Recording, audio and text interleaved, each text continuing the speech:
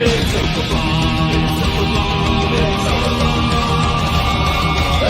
night in with MauLer and the drinker, getting trashed with the web screen thinkers. A cheap night cause I'm feeling kinda thrifty, got a 10-pack of beers and a bottle of whiskey. Hop off the cork, have a glass of wine, that's they'll say I'll be fine. Trouble walking in a straight line, but pour me a Pinot Noir. It's open bar with our hosts, MauLer and the critical drinker.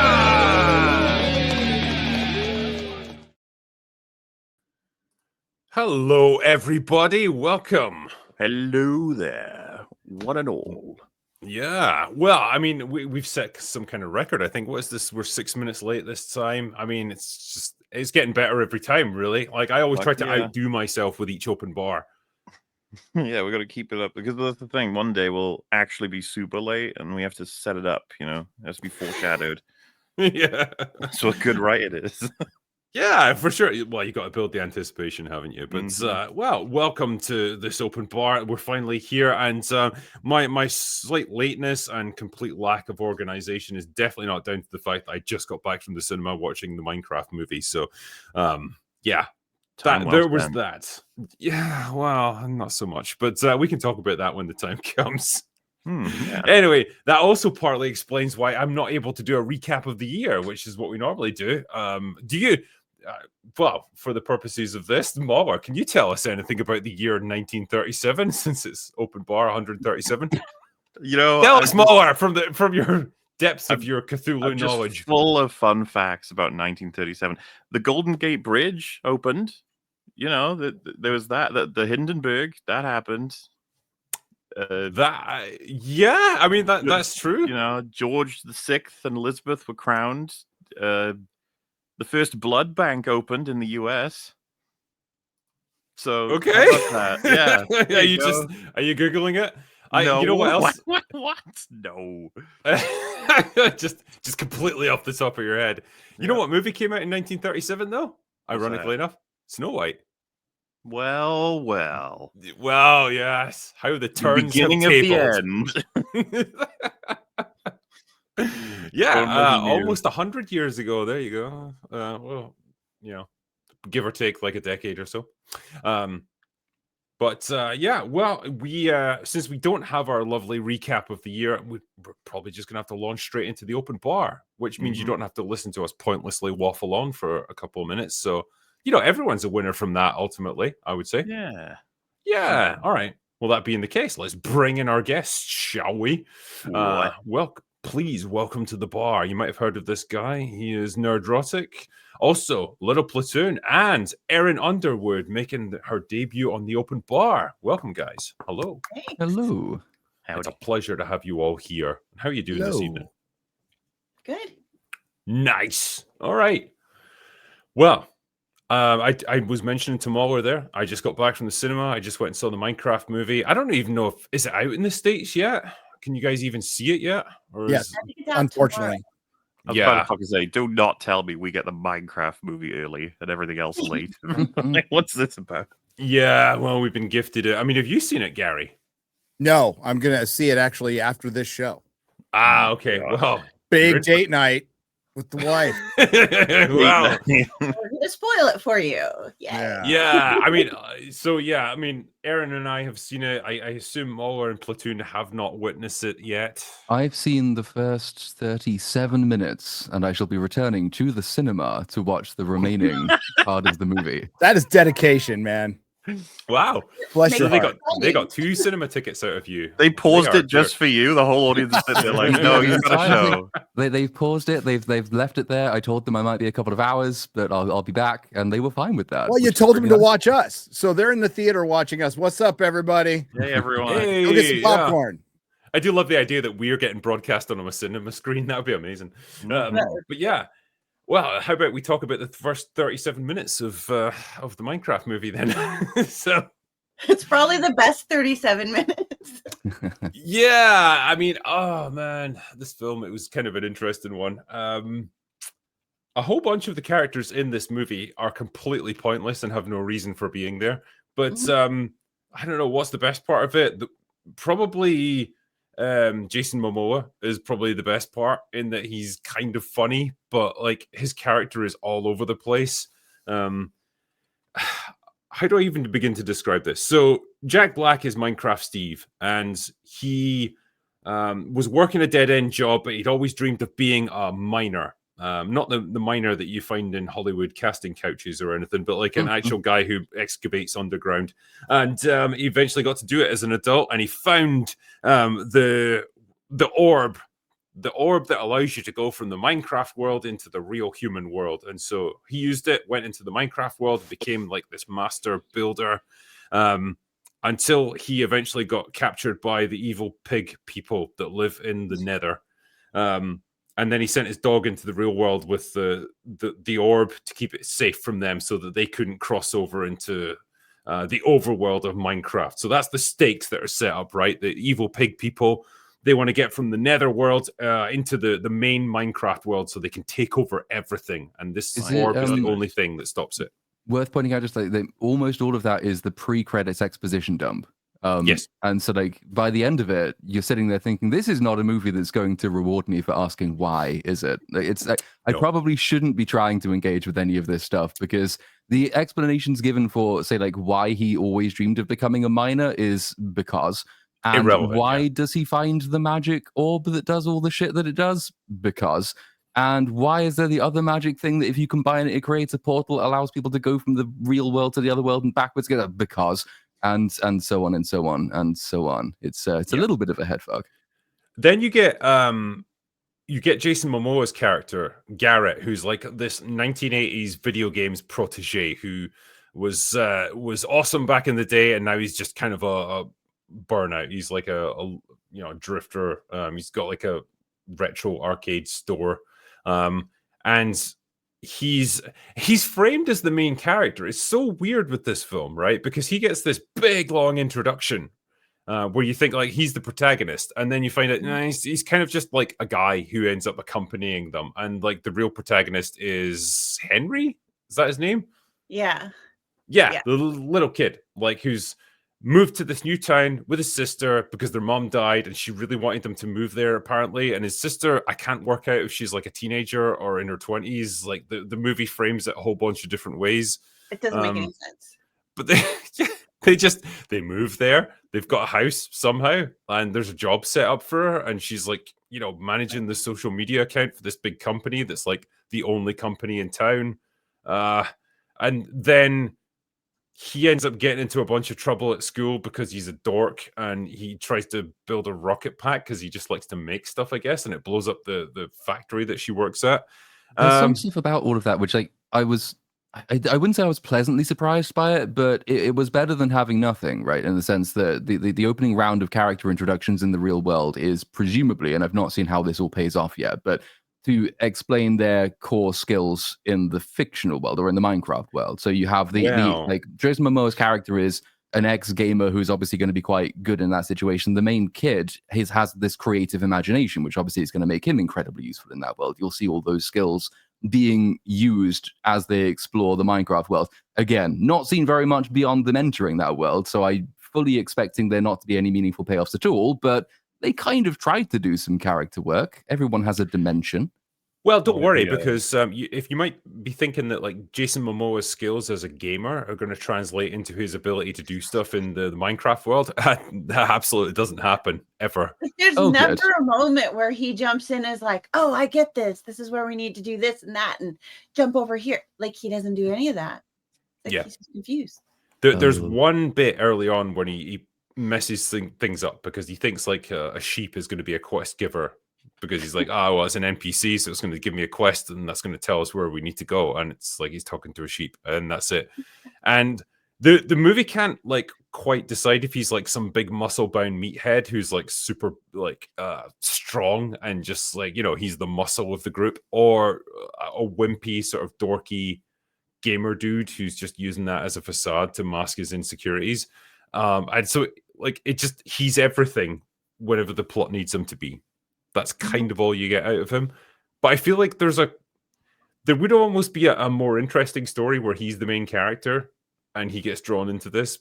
but instead you've got this really boring generic like Henry, who's like the actual protagonist, and I don't really get much from him in terms of like what he's meant to be or like what we're supposed to root for him for. He's just a kid.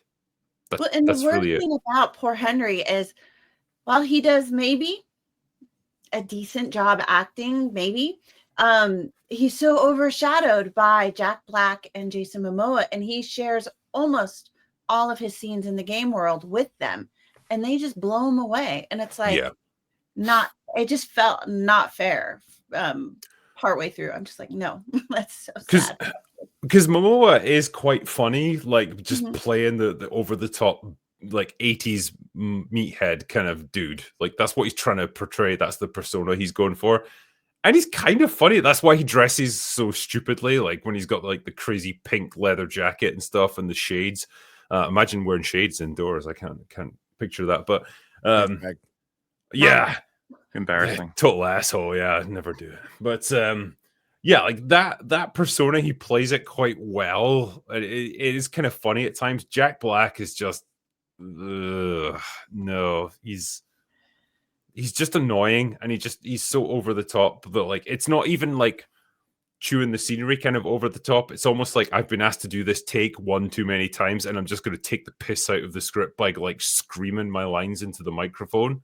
That's Jack Black you get. Yeah. He does a really good impression of Jack Black all the way through the movie. But it's it's impossible for him to chew the scenery though, because he's not animated on the same layer as the scenery at any point in the movie, which is really, that was probably the most shocking thing, is like how unfinished a lot of the green screen stuff was.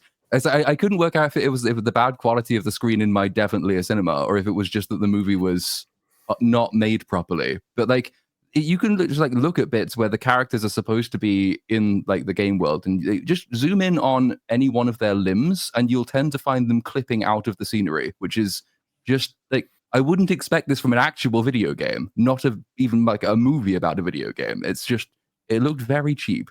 You guys have seen Jumanji, right? The reboot. Mm-hmm. It sounds exactly like that.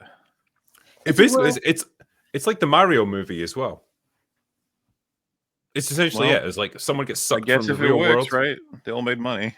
That's what they're going for. I mean, like, I think if you're a big fan of the games and like, you know, a lot of the lore and all the intricacies of it, like you're probably going to get a lot of fun out of all the references and stuff. Like, because there's a ton of them. And to be fair, like as much as Platoon was saying that, you know, in his cinema, you know, the VFX didn't look great. Like, I'll grant you the green screen looks a bit hokey, but like the overall animation of the purely Minecraft world, I thought that looked fine. For the most part, it's when the human characters have to interact with it that's where you run into problems. Exactly. It's the overlap between the two that really struggles to work. Like when there's no human characters on the screen, it looks fine. I say fine, it looks like the trailers, so take that as you will. But like, it doesn't, there's no obvious clash there technologically, but there is when they try to have them interact.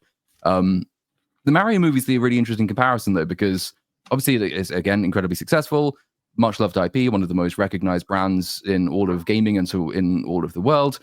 I felt that, I mean, again, from what I've seen of it so far, worked better, though, partly because of what was discussed a little bit earlier about the kid being overshadowed. That movie wasn't going out of its way to try and say, this is an aspect of our core audience and demographic that we want to represent in the movie. So we're going to shove the kid in, we're going to shove the 80s gamer old kid in, we're going to shove the other like character archetype in.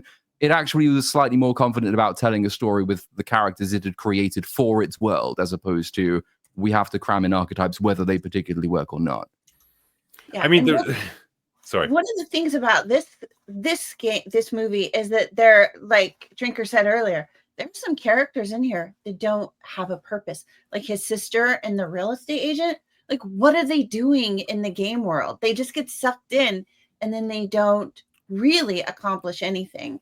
And it's like there were moments where they could have developed some kind of sub story, some subplot for them, but they never engaged any of that. And they just, I mean, and it's really unfortunate that both of those characters are female and one is a person of color. And it's like, wow, great way to make it look really like you're just placing people on the board to get some representation.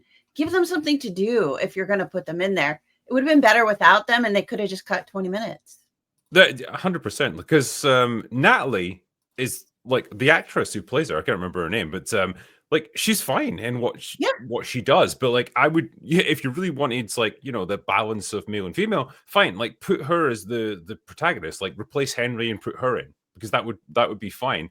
There's a sort of like like she's thrust into this position of being like his sister, but like because their moms died, she has to try and be the maternal figure, but it never really goes anywhere, and the script doesn't quite seem to know what to do with them, and so she's just kind of like sidelined for most of the movie, and it just feels like there's not really a purpose to her character. She's just kind of there, and it's definitely the problem with Dawn, the real estate agent, as you say. She has no character arc throughout this. She's not like unpleasant or anything, like, but she's just there. Like, there's no reason for her to be there. She doesn't really have a relationship to anyone.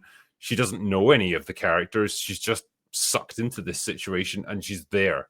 And yeah, I was just left by the end of the movie thinking, like, you could have cut her out of it and just saved a bunch of time. You could have combined the siblings as well into one character. I think that's the other reason. Exactly. The sister's character is, like as has been mentioned, she's going to work like the biggest potato chip manufacturer in whatever state they live in. Funny, I guess. And like her job, you can get a stable income from this, by the way. You can definitely afford a house. Is to up their socials so they get more than like 75 followers. Totally very believable. But you could have easily combined those two characters by having her stuck in this dead-end job, but her being visually really creative and imaginative, the role the brother takes in this story. And you've kind of, you've condensed both into one character. She has the imagination, she has the creativity, and it allows her to escape the dead-end job she's stuck in. Simple, quite easy to do. Not entirely sure why they didn't do that, except that they needed to have a young woman and a young man in because they wanted both to come to watch the movie. Great. Yeah. How long is it? I mean, it felt like about 6 hours, but I think it was like maybe 100 minutes. I just love that that's the question you ask after all that discussion. How long is it? You will feel the length, as I say to Tatiana on occasion. But yeah, it does drag a little bit, and I think particularly with the antagonist is just. How can I even describe them? They're just generic bad guy who wants to dominate the overworld, and they're not really like, there's nothing to them. They're not particularly charismatic or interesting or funny or anything. I'm just trying to think, like, who the fuck would actually voice that? Rachel House. I've got this horrible feeling that she's one of Taika Waititi's people. She sounds like, I think I know who you mean, and she sounds like the one. Isn't she plays like a bit part in Thor Ragnarok, as the one of the sidekicks for Jeff Goldblum's character? Is that the one I'm thinking of? You are 100% right. Yes, she was good in Hunt for the Wilder People. That's the biggest thing I know her from. Yeah, and she had a small role in Jojo Rabbit. But yeah, she is. How can I put it? Not the best actress, and really not a good fucking voice actress. Like her antagonist character is just, I don't know. It's like you were giving her the lines, but giving her no direction, and she's just like reading it off a cue card. Like she has no clue what sort of inflection she has to put into any of it, and she's just pretty garbage in comparison to everyone else. Well, and you never felt like any of the characters, there weren't any stakes. Like I was never worried that anybody was actually going to die or get hurt or turned into a pork chop or whatever. Like, yeah, I mean, it was like everybody, all the pigs got turned into pork chops, but none of the humans ever got hurt. Nobody else got hurt. Like, there's this weird subplot as well with a villager who makes it into the real world and ends up going on a date with like a woman who doesn't find anything wrong with this fucking guy who's got like a cube-shaped head that's like half the size of his entire body and can't say any actual words. And she ends up going on a dinner date with him, and she thinks he's like the greatest guy ever. And I just thought this is a prime example of the thing that MauLer brought up, where it's like, if just because it's a movie for kids doesn't mean you have to assume that they're retarded kids. Like it can be like, it can make sense and still tell a decent story, but also be fun and for children, But what is your assessment on that front? Like in that section, there was this one part where she specifically called out the fact she keeps hitting people with her Jeep Cherokee. And it's like, what is this, a freaking commercial? Yeah. When I'm running people over, that's the vehicle of choice that's for me. unfortunate because it wasn't. I don't think it was a Cherokee, but a Jeep has certainly killed an actor before. Ooh. Chekhov, the guy who played Chekhov from Star Trek. Oh, was it a Jeep that he had? Yeah, it was a Jeep. Yeah. And it just the handbrake came off and it just like crushed him. Yep, crushed him. Of all the Just random bring up the things. stream a little bit. You know, I was getting a little too dour, so I just wanted to bring some levity in. Thanks, Gary. Sure. MauLer, you were going to ask something there. Yeah. So on that front, how you think the film's looking? Do you think it's solid for like in the kids department, as in, you know, the expectation is it'll make a shit ton of money. It will make a shit ton of Yeah. money. 100%. Like the IP is strong as fuck. Like there's a billion kids out there who love Minecraft and they will go see this movie. Even if it was like the worst thing ever, they would still go see it. So I think it will have a strong opening weekend and it'll probably have decent legs for the next couple of weeks. Yeah, I figured that would happen even if it wasn't very effective for both adults and children. It's just like it's Minecraft. It's the Minecraft movie. Yeah, I mean, you mentioned Jumanji earlier, which I kind of liked the first one. I mean, it wasn't terrible. I kind of liked it. I didn't hate sitting through it. I enjoyed it, and that did great. That did great. Yeah, so, They're doing a third one for that, I think, as well. they are. Yeah, I do have to say, I don't think that it's got any real competition, right? For Snow a long White. time. Snow White's White. still out. What are you talking about? this is obliterate Snow White because it's the same sort of age demographic that they're going to go for, and Minecraft will. But what's coming out later? This we're going into another drought month, right? And then things start picking up at May. But like the theaters are so screwed right now because they got Minecraft. Like they're praying. I hope Minecraft does great for the theaters. They need it. But we go into another drought until, well, unfortunately, the movie I'm looking forward to the most this month is G20. Okay, so but that's with Viola Davis. Yep. Well, we were all looking forward to that. The Amateur is pretty good, so that's what I'm looking for. The Amateur looks pretty good too. It does. Right? Yeah. I mean, Wait, is G20 in theaters? No. Thank fuck. God, thank God, no. They would never put that in theaters. Like they wouldn't have the balls. Yeah, man, it does seem like kind of a slow month actually, April. We do have The Last of Us season 2, so that's something to get excited for. Yeah, I'm sure that'll be great. We've also got a whole ass TV show called Daredevil coming out that no one cares about anymore. Everyone stopped talking about it. Everyone. Like I've even stopped watching it. I'm just like, it's not even worth watching to review it. The villain that they've been setting up all year, the one that I said, hey, it's a good villain from the comic books if they adapt him correctly, was a fucking giant nothing. They killed him. What, Muse? They killed Muse. Is already out. And so Muse in the comic books is a good foil for Daredevil because Daredevil can't see him with his powers. They didn't even include that. That doesn't come out at all. And he's super powered. He's super fast and super strong. And they just made him who knew Taekwondo. Who knew Taekwondo. And I'm like, are you kidding me? But then he was told when he was 10, he said, and he hasn't. Then he gets killed by the girl. He doesn't like. Yeah. Have you seen the theory, Gary, that people like coping like, no, it's not the end of Muse because she will become Muse. No, if you watch the end of the episode, Muse's whole existence was so Kingpin could throw up that mask. And make it a war against the vigilantes. Which made no fucking sense. Red herring. That's no sense at all. Because trying to like the whole idea is they believe Daredevil is essentially taking care of Muse, but they don't want the world to know that because they want the credit. They want to be like, no, we took care of Muse, Kingpin and his team. But I was like, well, but it doesn't really matter whether or not Daredevil was there because the girl was there. She saw everything. She would have her own POV. She was the one that killed him. All the evidence would have pointed to that, by the way. And why would you assume Daredevil was the one that got him when he died by bullets? Famously not at all his MO. Ever. That whole sequence was a fucking mess. It was a hot fucking mess. Stupid as hell. So what you're saying basically is I should definitely stick with Daredevil. It's totally worth my time. Drinker, it's going to stick the landing. It's the next episode, the last 15 minutes of the ninth episode. That's when things are going to. I've heard he might put his costume on at some point. So he's got it on now. It doesn't make a difference. Doesn't make a difference. Because according to that thing we read, I think 2 weeks ago now, maybe 3, I can't remember. But they said the initial 1 through 6 episodes that they had to keep from the previous production team got moved to 2 through 7. So we have now cleared the 2 through 7 set, which means, we've seen 1 episode from the new team, which is the episode 1, and we're about to see their other 2, 7 and 8. Not that this bold strategy. And then they rushed right into season 2 with one of the lowest. No, I'm not, but I gave it a chance, Ron. You can't say I didn't give it a chance. I gave it a fucking chance. Well, but no, now, right? Like after they shot fucking Muse, excuse my language, there's a lady here, but after they shot fucking Muse, I was fucking done. So 7 and 8 could be the greatest episodes of TV in history, and it wouldn't matter anymore. Wouldn't matter at all. Left.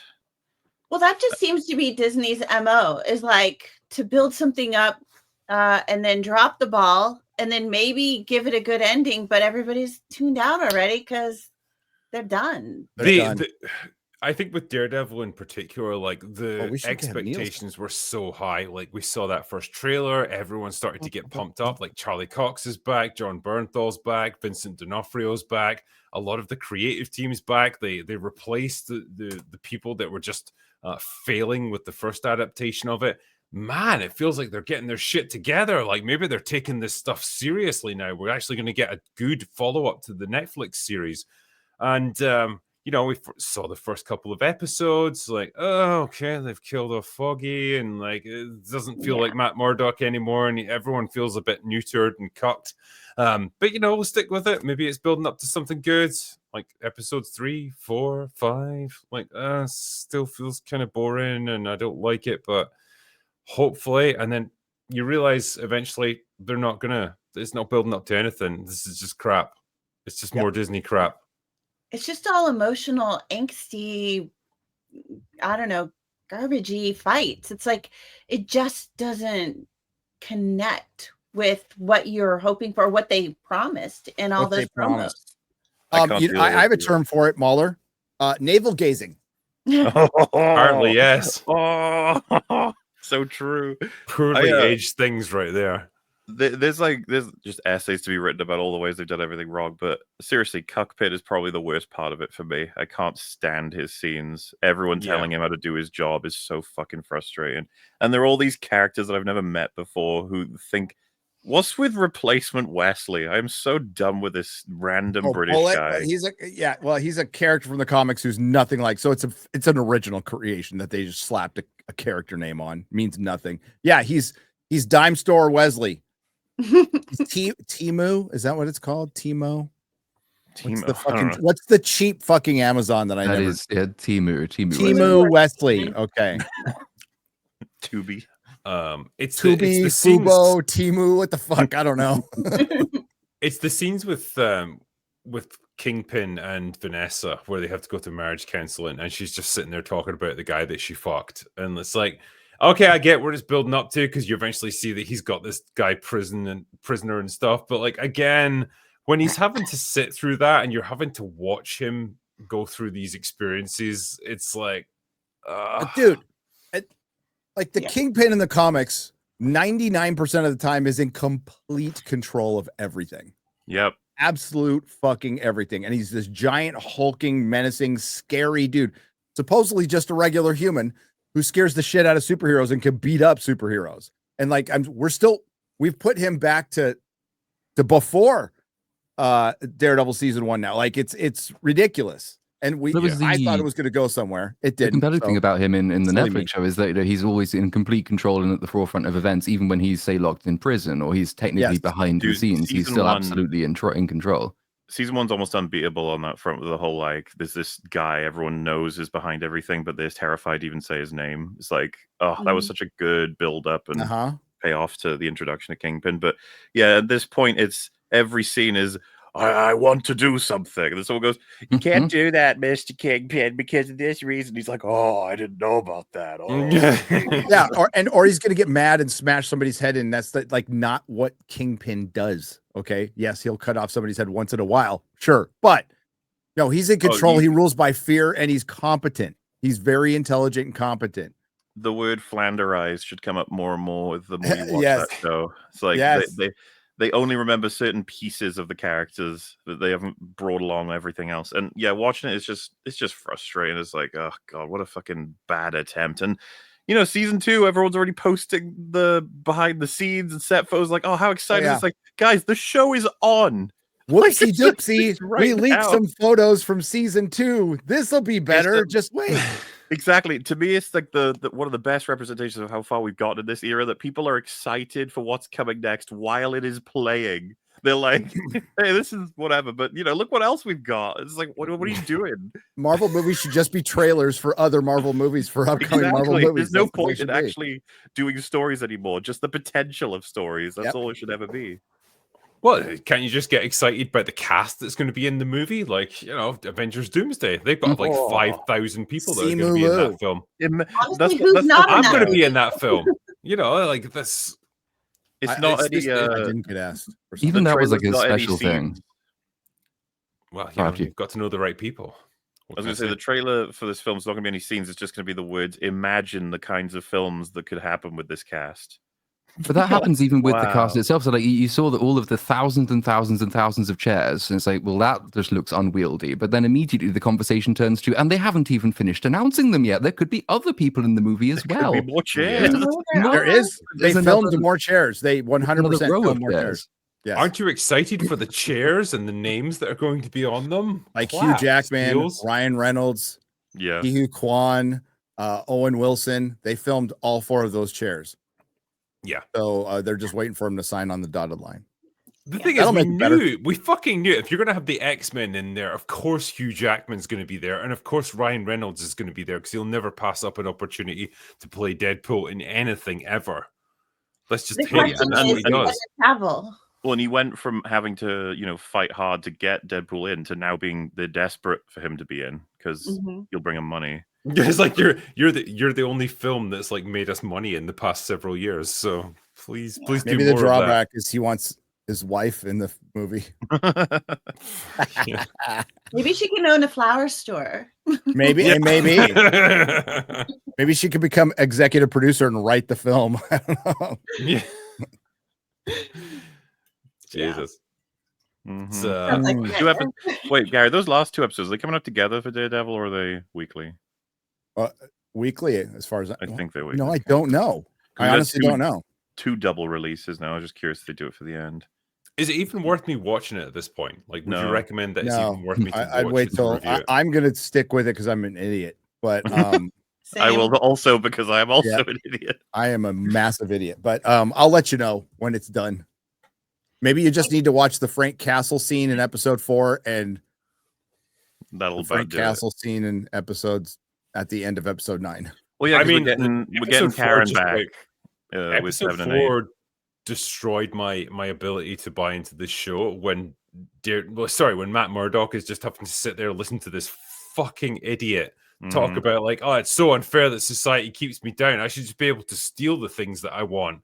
That You is know, and like madness. It's like it has him say to the guy, "Yeah, you know what? You're right. It's You're like, right. not right. Have you considered not stealing things? Because maybe that your life will be better if you don't nick everything you want.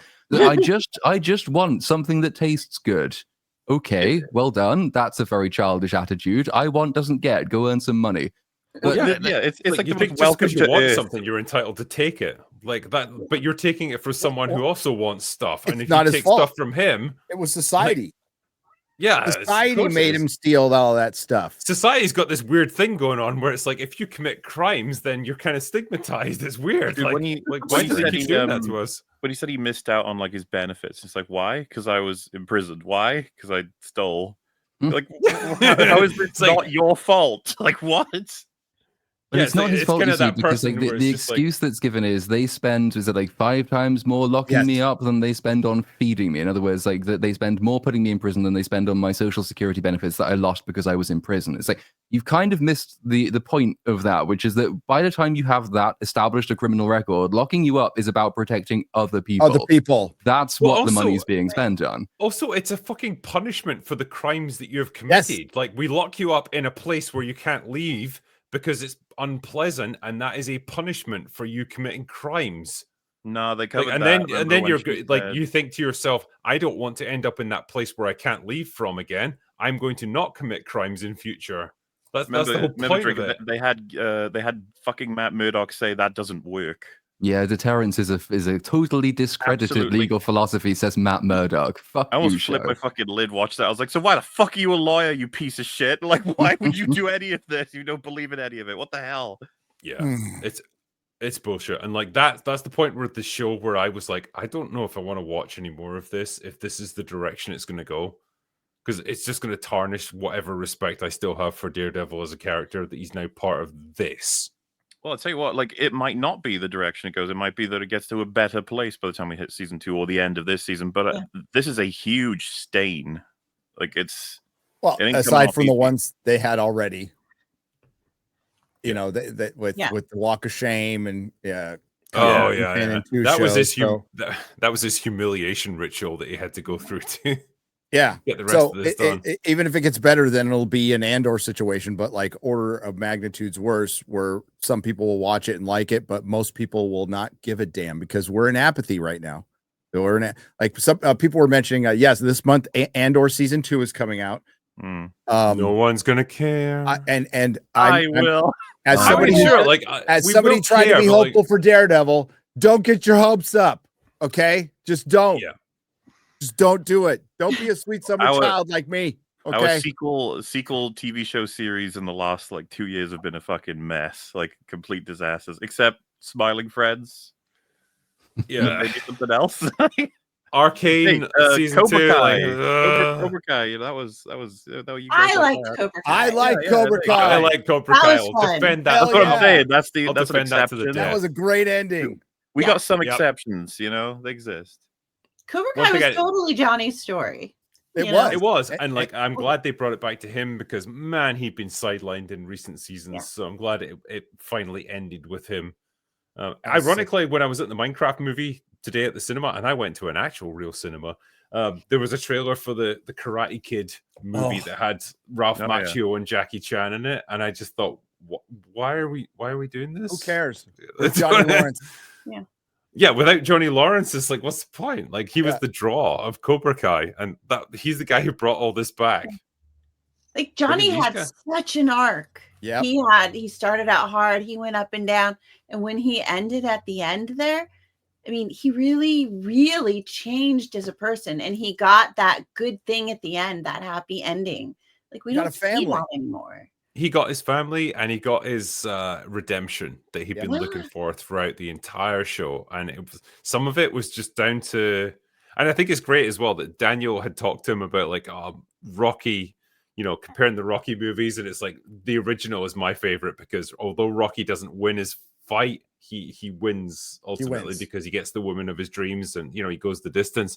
That doesn't work with Johnny. Johnny wants the actual victory, and like he gets it. He gets it. He's a In the Rocky IV craziest guy, way. and It was so the good. the show is smart enough to just say it like that's what matters to that character, and that's what we're going to fucking give you. And perfect. Yeah. And it was all earned. I mean, maybe to a degree it could have been fan service, but it was all earned every beat. Yeah. Because you're talking like 6 years, I think, that they spent building this up. So like when you've invested 6 years in something, you've earned a bit of fan service. It's okay. I will allow it, and that's all right. If you don't mind, I was going to answer a couple of super chats that just came Go in for it. here while we were doing this. Where's the first one here? There it is. Cecilia Leitz says, "Hi, thanks for the entertainment. I released my 4th book, A Dragon's Flame, this month. It's full of dragons, whisperers, mages, and their rogue counterparts. Follow Connie Witzberg, her dragon, Knightley, and friends Sam and Judy on their adventures." All right. Well, thank you very much, and check that out for people who are looking to get into fantasy and that sort of thing. Therefore, Black Snape says the reason I like that name. The reason every civilization since the beginning of time has but thieves in the same category as murderers and grapists is because you can't have a civilization if people can just take other people's property. Very, very true. That's why we have law and order to try and dissuade people from crimes like that. So it would just descend into anarchy, and the people who rule would just be the people who've got the biggest sticks to beat everyone else with. So yeah, that's why we have crime and punishment, I guess. That's, I don't know, man. Like, for a character like Matt Murdock, who's about justice, who's about crime and punishment and atonement and sin, with his Catholic faith, which, you know, kind of goes tactfully unaddressed in this series, I've noticed so far. You'd think that would be a major component of who he is and how he sees the world. But it used to be. I mean, wasn't his justification for turning Punisher over to the police in season 2 is that the people need to see the system works? Why do people need to see the system works if the deterrent aspect of the system doesn't work, according to the same Matt Murdock a couple of seasons later? What we've learned now is that if someone reoffends enough times, then Matt thinks there's no point in punishing them through the judicial system, so they should just carry on doing whatever they want. Mm-hmm. So it's good logic, I think. Oh, yeah. Flawless. It's almost like, it's like arguing, you know, oh, it's going to be too expensive to incarcerate me, so you should just, you know, let me go. Let me continue stealing. Yeah. Yeah, because it's kind of like, it's not worth your time. It's not worth your time to pursue me for petty crimes, so just let me continue stealing from people. Why not? I think that actually does make sense for certain philosophies that some people have in society nowadays, where if it's just a cheap crime, just let it go. It's not worth it. But like, that puts people out of business. You know? Yeah, it is. It's the essential irony of the thing is that, like, people who hold to those kinds of philosophies tend to say we need to take the side of the poor, the downtrodden, the lower, the working class person who's committed the crime, as opposed to the poor, downtrodden, lower, and working class person who has had the crime committed against them. These are principally the victims of low-level crime. If the show would maybe have had the guy walk into a bank and, I don't know, shoot a health insurance executive or something like that, would it have said you shouldn't go to prison still? Because what's the point incarcerating a repeat offender? Or would it have said, no, that crime's an important one that we have to stop? But if you start going down that train, then what you're basically saying is that crimes committed against poor people are not worth punishing, but crimes committed against rich people are, which is just backwards. Right. Yeah. Backwards in the way of things, and that's been the problem with somebody mentioned it in chat, defund the police. This is still a leftover from that. Not that I'm a big fan of the cops, you know, but you know, the rule of law matters. And when that started rolling around, I witnessed in the city I was living in the rule of law disappear. That also had to do with some other laws that they passed, but yeah, they were allowed to just go in and steal stuff. And all of a sudden people started organizing and then wiping out Walgreens. And then people go, well, it's just a chain. It's just a chain. Well, they pull out, and when they pull out, they take all the jobs with them. And then other retail stores start getting hit because they pulled out and they took all the jobs, and now it's a ghost town. So that's why it matters. That's why we spend money, as Little Platoon said, the money's spent for security. And if you want to talk about being a society's a drag on this character in Daredevil, well, he's a drag on society as well. And thieving and property, that goes before civilization. You think hunter-gatherers are willing to give up their kill to some other group, you know, who comes in and takes it? No, they kill them. So this is ingrained in us too. We're a civilized society. Believe it or not, even with all the chaos going on in the world, like in America, if there's a four-way stop in the middle of fucking nowhere, you'll still stop. Most people will still stop at that stop sign. No cops in sight, no cars. You don't need to stop, but you'll still stop. It's true. Because the sign says stop, okay? Because the sign says stop, and you know we you do don't like our rules. Yeah. Yeah, well, it's like in Britain when it says queue here, and it's like, well, I wasn't actually waiting for anything, but I just guess I better do it, you know? I don't know, but in the States, Not if DNA. God forbid you put a circle in the road, people won't know what to do. No. Nope. I've got a two-parter here. It says, Will, if Firefly had many seasons, the first death may have been Simon. He dies protecting/rescuing River, finally able to trust the crew to care for her. They'd pull together and slowly learn her story. Where's the second part of this? River and Kaylee would be the most affected. Mal and Zoe would feel responsible. Shepard would have more work to do, and the stakes would be raised by having no doctor. He'd be missed and referenced often. I think I could see that happening. Yeah, it's Simon's not impossible, but the doctor is super useful for them plot wise in that show. Like he's basically sewing someone up every episode. So every episode, and if you think about it, you know, Wash's death. If they like, you guys talked about it. Serenity is basically bullet points of what Joss Whedon was going to do for the rest of the season. So Wash was always going to die. Like he was always going to die, and it's going to be poignant because you think about it, he's the one everybody loves, but other Everybody. people can pilot the ship. He is. I loved expensive. Kaylee. Okay, she was my favorite. She was your If favorite. they'd- Hey, If they'd killed her, I would have fucking rioted. So I'm glad they didn't. just don't read if like Shepherd book.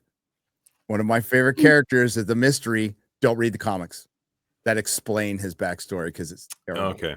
utterly terrible. Damn. Yeah. I would have loved to have seen Jubal Early make a return as well, because damn, he was a memorable antagonist. Love that dude. I mean, I would have loved to have seen more of the operative, but yeah. Operative Yeah, or I would- 2x2 that too, yeah. hands of blue. You know, more of Yeah. that stuff. Yeah. Yeah. There's another one here.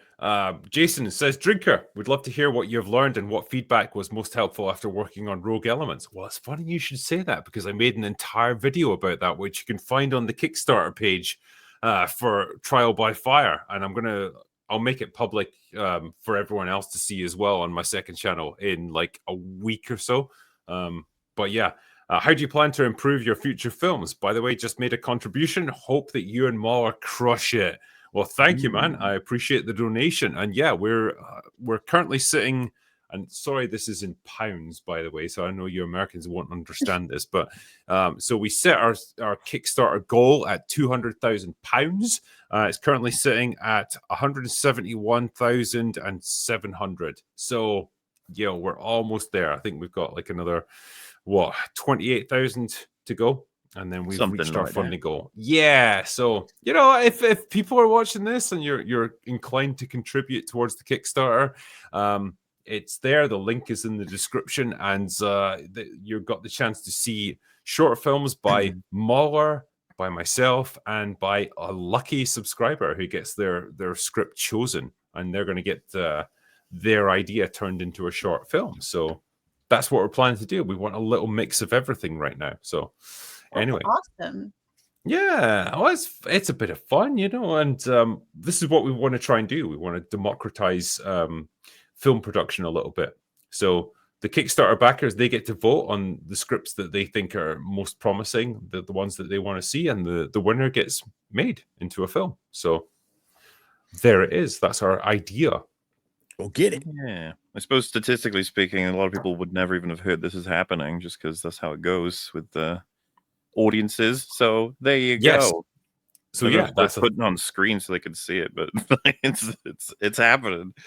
How long have they got left? 27 days before. Yeah, so it only launched on Monday, so we're I don't know, about 80% of the way, and maybe 85% of the way there. So we're almost there in terms of funding goals. And we wanted to like set it high because last time the funding goal was like 20 grand, and it's like that was just for something very, very small.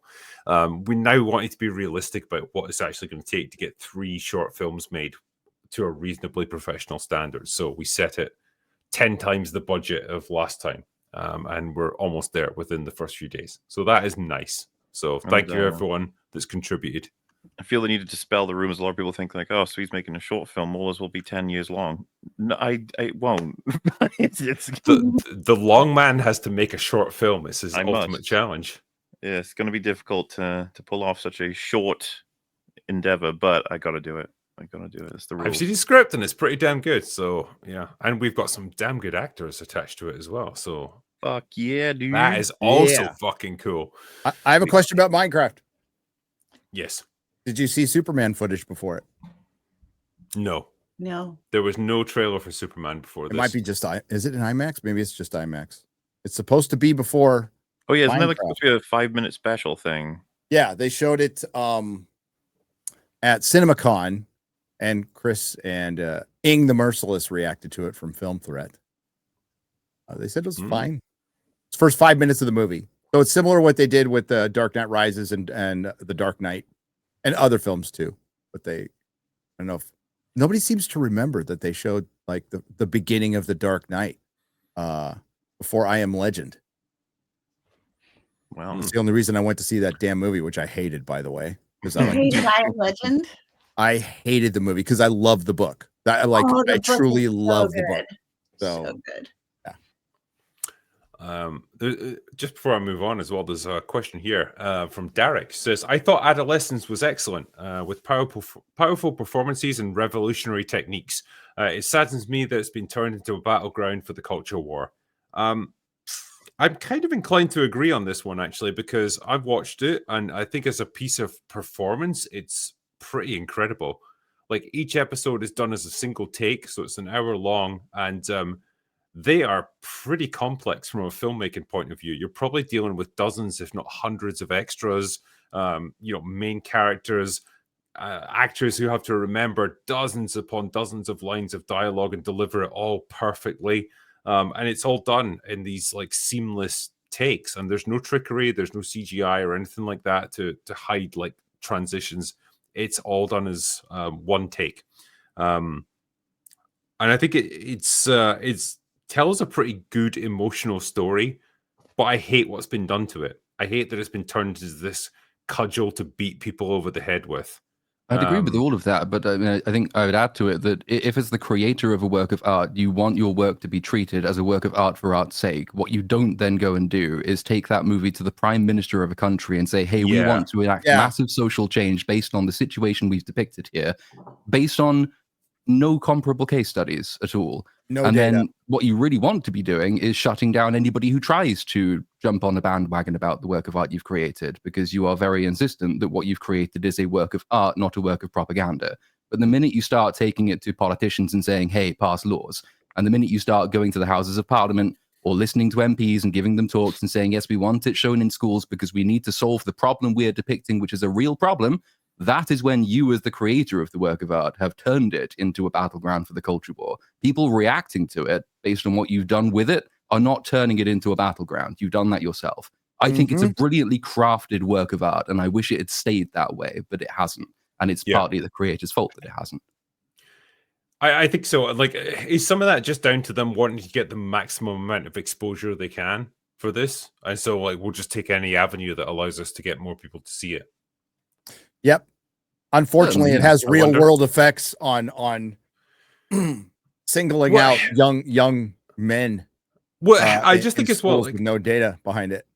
Well, I think as well, like, each of us was once a young man, and we know how they think, right? And the worst thing you could do is like sit them in a room with a video like this and just force them to watch it and say, right, now that you've seen this, are you feeling guilty about yourself now? Do you hate yourself enough to pass the test that we've set for you? Because young men do not typically like react well to that kind of thing. Like, that's going to engender the response of go fuck yourself. Like, why are you forcing me to watch this? This is a show designed for parents, not for children. Okay, it's designed to show them the dangers of like online bullshit, for lack of a better word. It's like the shit that children get exposed to online every day when they're on their computer, when they're on their phones, constantly absorbing stuff that their parents have got no idea about. And because they're in their room and they're being quiet and they're not causing a fuss, they just allow them to do it. That, I think, is the thing that you could take away from this. And that's a pretty good warning for any person. But when you make it partisan like this and say that, no, it's about, we need to fight misogyny in teenage boys, like, that's when you cripple yourself, because that's not what this show is trying to show you. What is the show about? It's a young kid who gets arrested for murder. And you might think, like, well, because he seems to be on the surface like the last person you would think would do something like that. He's soft-spoken. He's clearly terrified of the police. He's never been in trouble in his life. But you find out at the end of the first episode, yeah, he absolutely did commit murder. Like, there's video evidence of him doing it, and it's about uncovering what was his reason behind it. And it's a giant critique of like, it gets clumsy where it's just like, yeah, he started watching Andrew Tate videos, and you find out like the girl that he stabbed was like giving him a hard time in high school because she was accusing him of being incel, that sort of thing. And he ended up just flying into a rage and murdering her. How old is That's he? it. 13, I think. 13, 14. Yeah. 13. From stable nuclear family. Good. Yeah, he comes from a good upbringing. family. Yeah, his Mother It's- and father are both there. Like they're both loving parents. Can I- They've looked after him. 13-year-old incel. Yes. What That's what it wants you to believe. Can Well, I ask a stupid girl question? Sure. Yes. Can a 13-year-old really be an incel?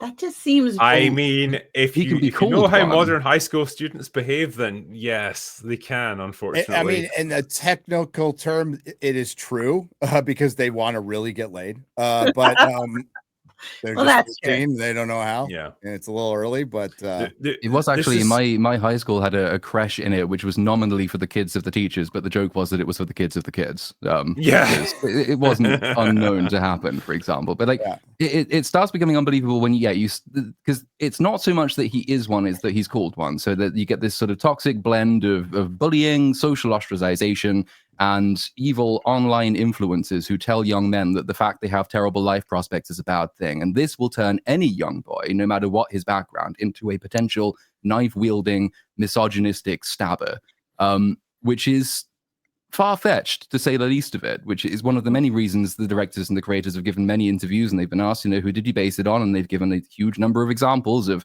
similar, what they call similar case studies. And every single one of them is completely different from each other, but none of them resembles the one they use in the show either, because actually none of its core conceit is true. None of this happens. It doesn't happen. Young, 13-year-old white boys from stable nuclear families who watch Andrew Tate are not likely to go around stabbing women. There are no known examples of that. I'd go so far as to say no known examples where social media turns young white boys into misogynistic stabbers. If there are, there will be a list, and it will be easy to provide, but nobody has yet provided one, including the creators who say that they're basing it on that situation. I think they could have done so much better for themselves if they had just said it's not based on any particular case, but what we're trying to make here, the point we're trying to make is that even a kid like this, the last person you were to suspect of being guilty of a crime like this, come from a stable background, intelligent, articulate, well-adjusted for the most part, has friends. Even someone like him can be radicalized by just the crap that they end up seeing online. That's the real danger here. Just like the danger of parents not really knowing what their kids are seeing on the internet. There's something there at least, but the fact that they chose specifically to say no, young boys are just basically dangerous weapons that could start murdering women at any point if they're not carefully controlled and shown the correct path. And the correct path is going to be just brainwashing them into submission. Yes, which will of course drive them toward the kind of nefarious influences that the show doesn't want them to. There are there are a few better ways of encouraging young men to go and watch Andrew Tate videos than by sitting them down in another lecture designed to tell them how shit they are, and then telling them that this bad man will tell them that they being blamed for everything isn't right. I think Andrew Tate's a complete shit. I wish he wasn't a cultural phenomenon, but he's going to be made more of one by shows that do stuff like this. Because young men don't like being told that they do name him explicitly, yeah. Yeah, and they even they have a teenage boy, all right, talk to because there's a point where the police inspector who's trying to understand how this happened goes to the school where this kid committed the murder, and his own teenage son is there, and he takes his dad aside at one point and starts explaining the meaning of certain emojis and stuff and what it means on Instagram. Fucking even I'm lost with this stuff, and he's like, well, this thing is a call to action from the manosphere. And I just thought, oh, you could tell this was written by a 50-year-old man. But it's a worked. teenage boy would never say the word manosphere. It's what's working so well about it, though, is it understands the mechanics of moral panic. It understands who its target audience is, which is paranoid, sometimes parents, but adults generally, who don't understand the world that their children inhabit. Most moral panics develop from this kind of base. Yep. I don't go on Facebook very often. I only have it because I've got a few sort of family members who use it. And it's kind of it's an older person's social media platform at this point. Whenever I've been on it in the last couple of weeks since Adolescence has come out, I'll go down it and see posts obviously targeted at sort of 30-plus-year-old parents saying that if your child is using the magic 8-ball emoji, it could mean this dark thing based on adolescence. It's this is just weaponizing people's lack of understanding. It's weaponizing people's paranoia against their own children, and that's what's leading to these quite drastic responses to the show. Again, all of which distract from the fact that it is objectively well made, a brilliant work of art. But it's part of what makes it so effective is that it is very, very good propaganda, and it understands the psychology of the parents that it's targeting. And their big solution, which is it's targeting parents, right? To just the overall message here is keep your eye on your kids when they're on the internet, basically. Which that's what it should be. I think what it should be. And but that's a good message. They fail, but because the creator took it to the state. Yes. And now the state is going to start looking over your children on the internet, which is not going to fix shit. What Platoon said, it's just going to drive people to the Andrew Tates of the world. It's very well timed as well, given that the state is currently about to pass the online safety bill, which gives it a huge amount of power to regulate social media companies and to slap massive fines on them for not removing content that the state finds objectionable. This is all very, very conveniently timed to make that kind of measure seem incredibly popular, because there is a huge amount of fear about what goes on the internet. And look, lots of the internet is unhealthy. That's absolutely fine. Yes. But I go back to the sort of the challenge of finding me the list. The list has to exclude stabbers who have any number of comorbidities that are known to cause stabbings, like known diagnoses of psychopathy, known coming from broken homes, for example, histories of sexual abuse in the family, histories of any abuse in the family, all of these things which actually do turn young men into murderers, none of which are particularly depicted in this show. The list can't just be any example of a man who's ever stabbed a woman, which is usually what the response you get is, because that's not what the show is trying to do. It's saying this is a specific problem. This is the specific consequence of that specific problem. This is what the solution ought properly to be. And it fails in that fundamental task, whilst also being, again, an incredibly effective work of art. Yeah. So recommendation or not? I think it's really interesting and worth watching. Absolutely. Yes. Okay. Ignore all the bullshit like propaganda around it and just watch it for its own sake. Like, and enjoy it as Platoon said, as a piece of art, because particularly with Stephen Graham, like his performance throughout that is incredible. And probably actually the actor who plays the son as well. Like for a young actor, he delivers an incredible performance. So yeah, it's worth watching on that merit alone. But yeah, just try and ignore all the furor around it, because that's just nonsense. But anyway, yeah. Derek, you certainly got your money's worth out of that super chat there, buddy. Damn, we went off on a tangent there. I tell you what, right? You guys are fans of Star Wars. John Boyega has recently voiced his thoughts on how his character of Finn was treated, and he apparently blames Star Wars fans for it. Like, I feel like we've somehow circled back. Like, this guy has been on the ultimate character arc where he's just gone in a big circle. You know, he blamed the fans. He used to blame Disney, and now he's blaming the fans. Like, yeah, so around about 2020, he blamed Disney for, like, you know, minimizing his character, even minimizing him literally on posters when they were marketing the movie in China, and giving him nothing to do, giving him all the nuance to Daisy Ridley and to Adam Driver's characters. And now he's circled back towards blaming the fans again for being racist because they couldn't stand to see a black man, you know, do some cool stuff in Star Wars. And I'm sure, you know, a lot of you guys have seen this video clip already, but I'll play it just for reference here. Pandering. Let me tell you, Star Wars always had the vibe of being in the most whitest elite space. Like, this franchise is so white that it's like a black person existing in that was something. And you can always tell it's something when some Star Wars fans try to say, well, we had Lando Calrissian and had Samuel L. Jackson. It's like telling me how many cookie chips are on the cookie dough. I'm like, bro, they just scattered that in there, bro. They're okay with us playing the best friend. But once we touch their heroes, once we lead, once we trailblaze, it's like, oh my God, it's just a bit too much.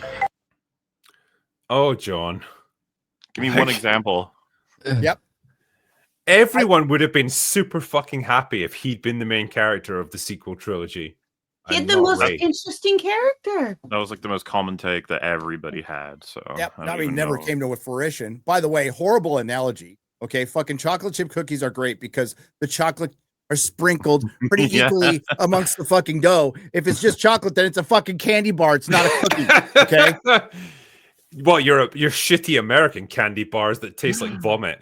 Dude, I'm not going to even argue with you there. I'm America first, but your chocolate in Europe is superior. It's objectively superior, yeah. It is. But yeah, like for John Boyega, like I don't know why he suddenly come out with this. Like, did Disney like pay him a nice fat Nope. check or what? He has no career. His career's in the toilet. He went on a documentary, and this is a way to get attention. It's ill-advised. Is he trying to guilt them into giving him another job? Maybe. So, well, you got to Yeah. do your role now. I want to be in the Ray movie. God, I hope he's in the Ray movie. I want him to say Ray like 5 more times. Sometimes I wonder if like there's a Grima Wormtongue for all these actors who just tells them every day like all of them hate you. They're all racist and they all hate you. And he's like, oh my god, is that true? Oh no.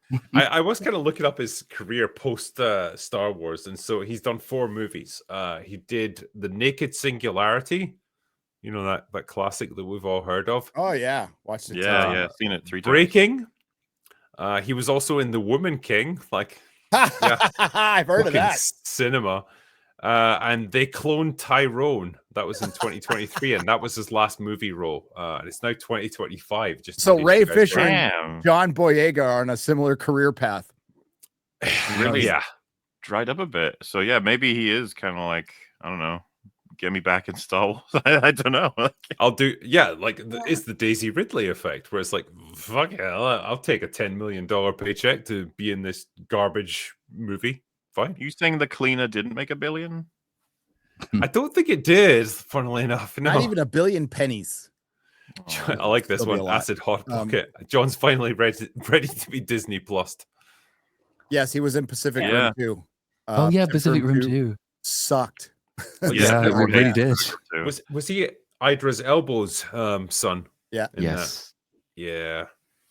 I do feel like Disney, I don't know, Disney's a great platform for people who want to complain in the media and get that thing spread virally. And Yeah. so Unless you're Gina Carano. Well, Oh yeah. Exceptions are always made when you're on the wrong side of the tracks. You know? Pedro Pascal calls half the country Nazis and Confederates and gets every role known to man. As a matter of fact, he has been cast in every role in 2027, I have heard, for every movie. I don't know. I really like Pedro. He's in everything, granted, but there's something And about amazing. him, like, I just like him. He has I am Team Abby. I can't wait for the 5-iron to crush his head. Oh, that show is fucked, man. But yeah, with John, like, yeah, I don't understand. Like, he had the right understanding of the situation 5 years ago, where it's like, yeah, Disney kind of fucked you over. You potentially had a great character arc there. I think a lot of people would have been happy to see Finn be the protagonist of the sequel trilogy, like a stormtrooper who, you know, discovers his individuality, rebels against the new empire, and goes on a journey of self-discovery while being force sensitive, and eventually learns how to fight his way back against them. That's a superb character arc. That could have been awesome. Instead, you've just got him fucking blundering around, like screaming about Rey every time she goes off with Kylo Ren, and then the Last Jedi turned him just into a literal clown, where he's just like goofing around, squirting water everywhere in his like weird regeneration suit. Yeah. Well, he almost had an arc there, didn't he? But then that sort of closure of that arc of the self-sacrifice was 9/11 by Rose Tico. And then apparently if you pointed that out at the time, you were also racist. So I guess you can't win. Asians versus black people, like serious spinal injury. They don't even know if he's going to come out of his coma. And then Rian Johnson takes that and immediately has him slip and go, whoa, onto the floor. Isn't that funny? Didn't you laugh, MauLer? Weren't you amused? That's the thing, right? It's like, a lot of people say he was already ruined from TFA, which I would 100% back. The character was already destroyed. If you like the whole, I'm an ex-stormtrooper who's freeing a prisoner because I believe it's the right thing to do. Let me just kill all of the people who are in the same position. Yeah, you know what, though? I think a good second movie could have redeemed that. That's what I was going to say, is that even still, TLJ made it impossible to, like, save him. It dug his grave so fucking far down that Rise of Skywalker was just like, I don't know, he's there. Like, whatever. Yeah. He had something really important to tell Rey, and we just never learned what it was. Yeah. That was his major contribution to that story. Oh, yeah. The writing just Oh, been God. so bad. Like I felt like that first movie, they kind of threw a bunch of spaghetti on the wall, and they're like, "Oh, look, Ray is actually the one all the people seem really happy with right now. Let's It's just like- forget all the other people." And they just screwed up the entire character arc for that character, for so many other characters. They killed off all the characters we love. Like, what's the whole point? Like, what is the Having, point of the writers doing what they're doing? It's like the first 20 minutes to half an hour of TFA that actually has some potential, but then it all goes down the toilet. The moment that Poe is shooting stormtroopers, one of them gets wounded and his blood is like, on his hand, and he gets that hand mark onto Finn's helmet, who then has like a shell shock attack in the middle of the sea. I remember just everyone was just like, "Oh my god, okay, yeah, okay, Yeah. let's do this." Mhm. All right, this That is definitely interesting. wasn't done so we could visually identify him versus all the other stormtroopers who are wearing But that identical would be uniforms. fine if it were something character related as well. Like, if they were doing something with it, but then they just sort of let it go. They just stopped caring about Finn entirely. It's weird as hell. Yep. I think a lot of it was just Disney doesn't know how to manage fan response. Like, our job as fans is to respond to this stuff because that's what we've been doing since the first movie came out. And they now think that whenever we have a fan response coming out, they have to adapt whatever they're working on in the moment because, oh my God, it's not working. And then they just screw everything up. I don't think they have the guts to stick to a story. Well, I mean, I think that you have to have a story to begin with, and it feels like with the sequel trilogy, they never really did. They were just kind of reacting to whatever seemed cool at the time, and almost like let every director just do his own thing. Like JJ's laid the groundwork. All right, cool. Rian Johnson's going to run with this. He'll create something cool. Oh wait, he's fucking neutered and destroyed every plot arc that we had going. What do? We'll bring JJ back, and maybe he can salvage something from that. And then that's what we ended up with. Like just JJ desperately trying to like pull something out of the ashes of this franchise. We ended up with a like $1 billion Chinese whispers, basically. I'm just like, what the fuck was this story? And it's like, I don't know. The last guy said it was this, but I kind of think it should be this. And it's like, okie dokie. Yeah, there was really good more shit. malice to it than Chinese whispers, though, wasn't there? It was like, you ruined my character, so I'm going to ruin your characters in the next one. It was so funny. And somehow it's all the Definitely. fans' fault. And Disney, to your point earlier, Aaron, is Disney thought they could control the fan narrative. They thought they can control our conversation because they, quite frankly, were able to through the access media for so long. But once to the point where, I don't know if you know when this started happening, but there used to be comment sections and forums with all these sites when they were privately owned, and they started getting shut down and edited. So the fans went to YouTube and other places, and they thought they could shut that down too, because people were complaining. Even during TFA, people were complaining for sure. Yeah. And they tried to make everybody a racist back then over Jonathan Boyega, over a couple of fans getting something wrong, thinking that the stormtroopers were clones. That was what they were complaining about. They tried to turn that into a racist argument. No, they just didn't know the lore of Star Wars, right? And they pushed that, and they pushed that forever, knowing it was a lie. Like, and that's what's created us. That's what's created. The fans have now become the media because of that. They thought they can control the narrative. They've completely lost control, and they don't know what they're doing when it comes to buying into these fandoms. They just thought, well, they'll just like all the slop. They'll like all the slop. And it turns out they don't. Well, most of them don't. We're getting there. I mean, Tuesday is like the biggest slop bucket we've ever seen. What an appropriate fucking name. Doomsday, yeah. Really? It really is. Well, it was Echo Chamberlain, right, who just made a video a couple of days ago talking about, like, we're leaving the age of woke, and we're now entering the age of the creative bankruptcy. These are the, like, you erase woke from everything, and we still have major problems to deal with. One of them being there's no original ideas anymore. So, like, the big movies this year are remakes of animated features, unnecessary prequels, and unnecessary sequels. One of them is the 8th fucking movie of a franchise. I'm looking forward to it. It's probably the movie I'm looking forward to the most, but it's the 8th movie with a 65-year-old geriatric Tom Cruise running around. Like, I that's don't not care. good. I've been watching the Mission Impossible movies since I was in fucking primary school. Okay, Right. like Like, I I'll was watch them actually young. forever. they When just Mission do not Impossible quit. 1 came out, I was actually young. So like that's how long it's been around. Well, on that note, Gary, isn't it fucking amazing that, especially after what I'm just going to remain nice and vague after what we did last night, that they gave out the trailer for Naked Gun. Naked today. Gun. I know it was poetic.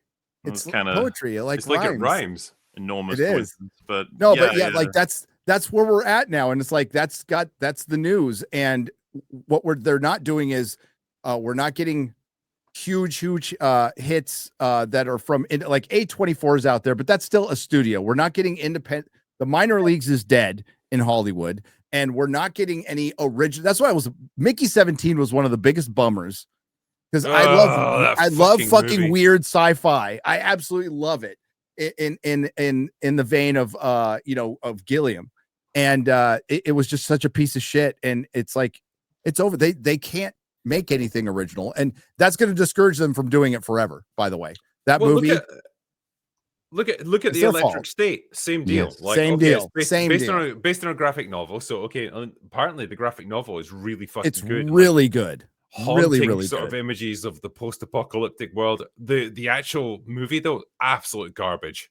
Like I don't even know what they were going for with that, but it was dog shit. But yeah, Echo's Yeah, right. you think Like it could have been better if Bobby Millie Brown wasn't the lead actress, because she looked like she was 30 years old. I've talked about this, yeah. Like she is the world's oldest fucking teenager in that movie. yeah, No one was buying that and shit. Chris Pratt shouldn't have been in it. Well, He just shouldn't have like, been in it. It's supposed to be a girl and a robot, right? So and it's supposed to be moody.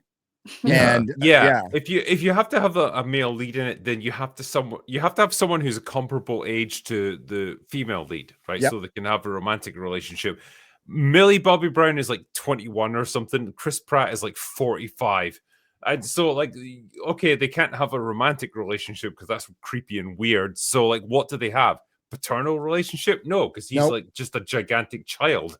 So Right. like they don't even have anything. They're just kind of friends. Like, what's the point in even them being together in this?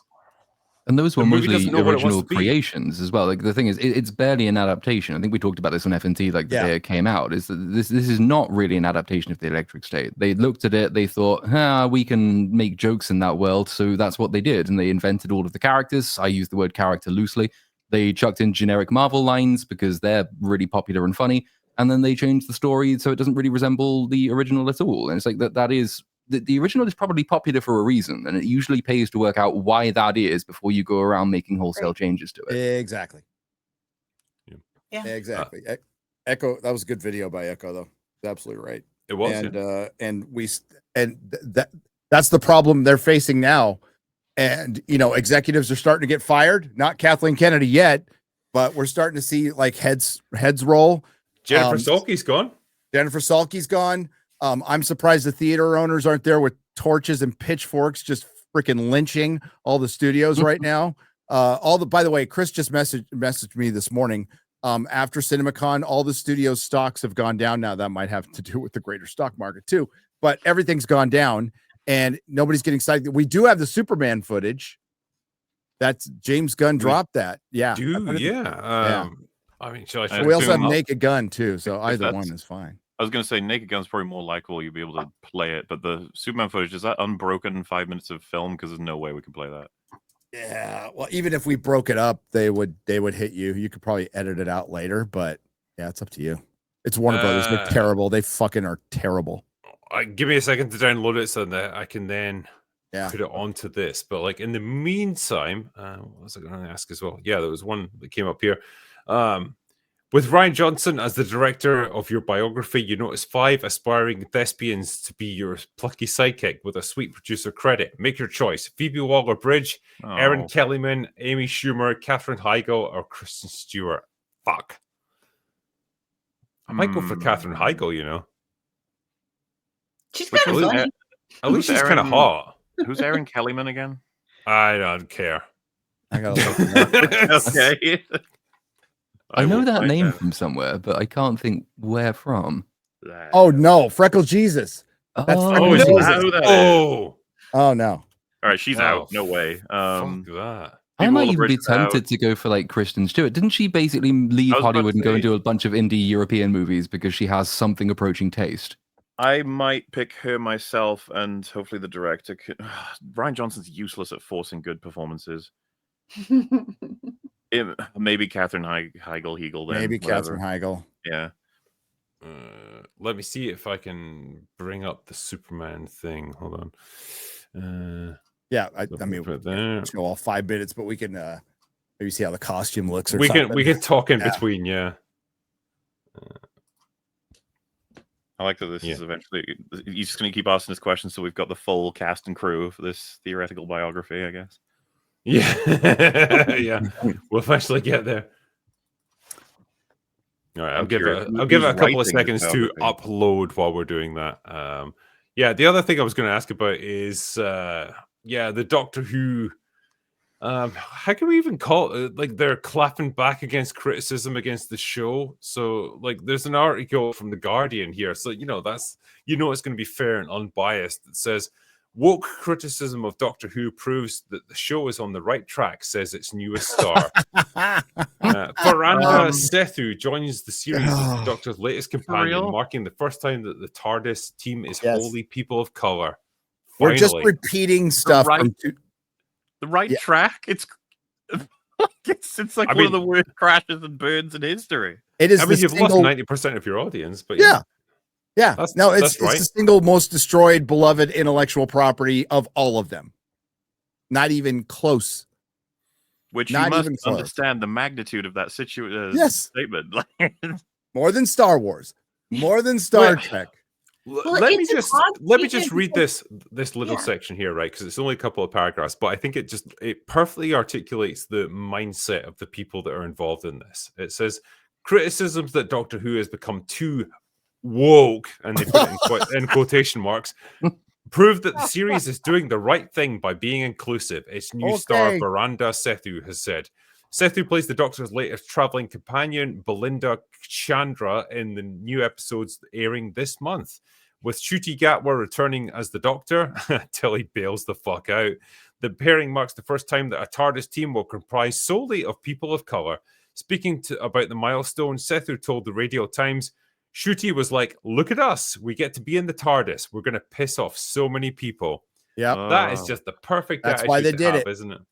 It that is the best motivation, drinker, is to piss off people, the 5s and 10s of people that you have left. Yeah.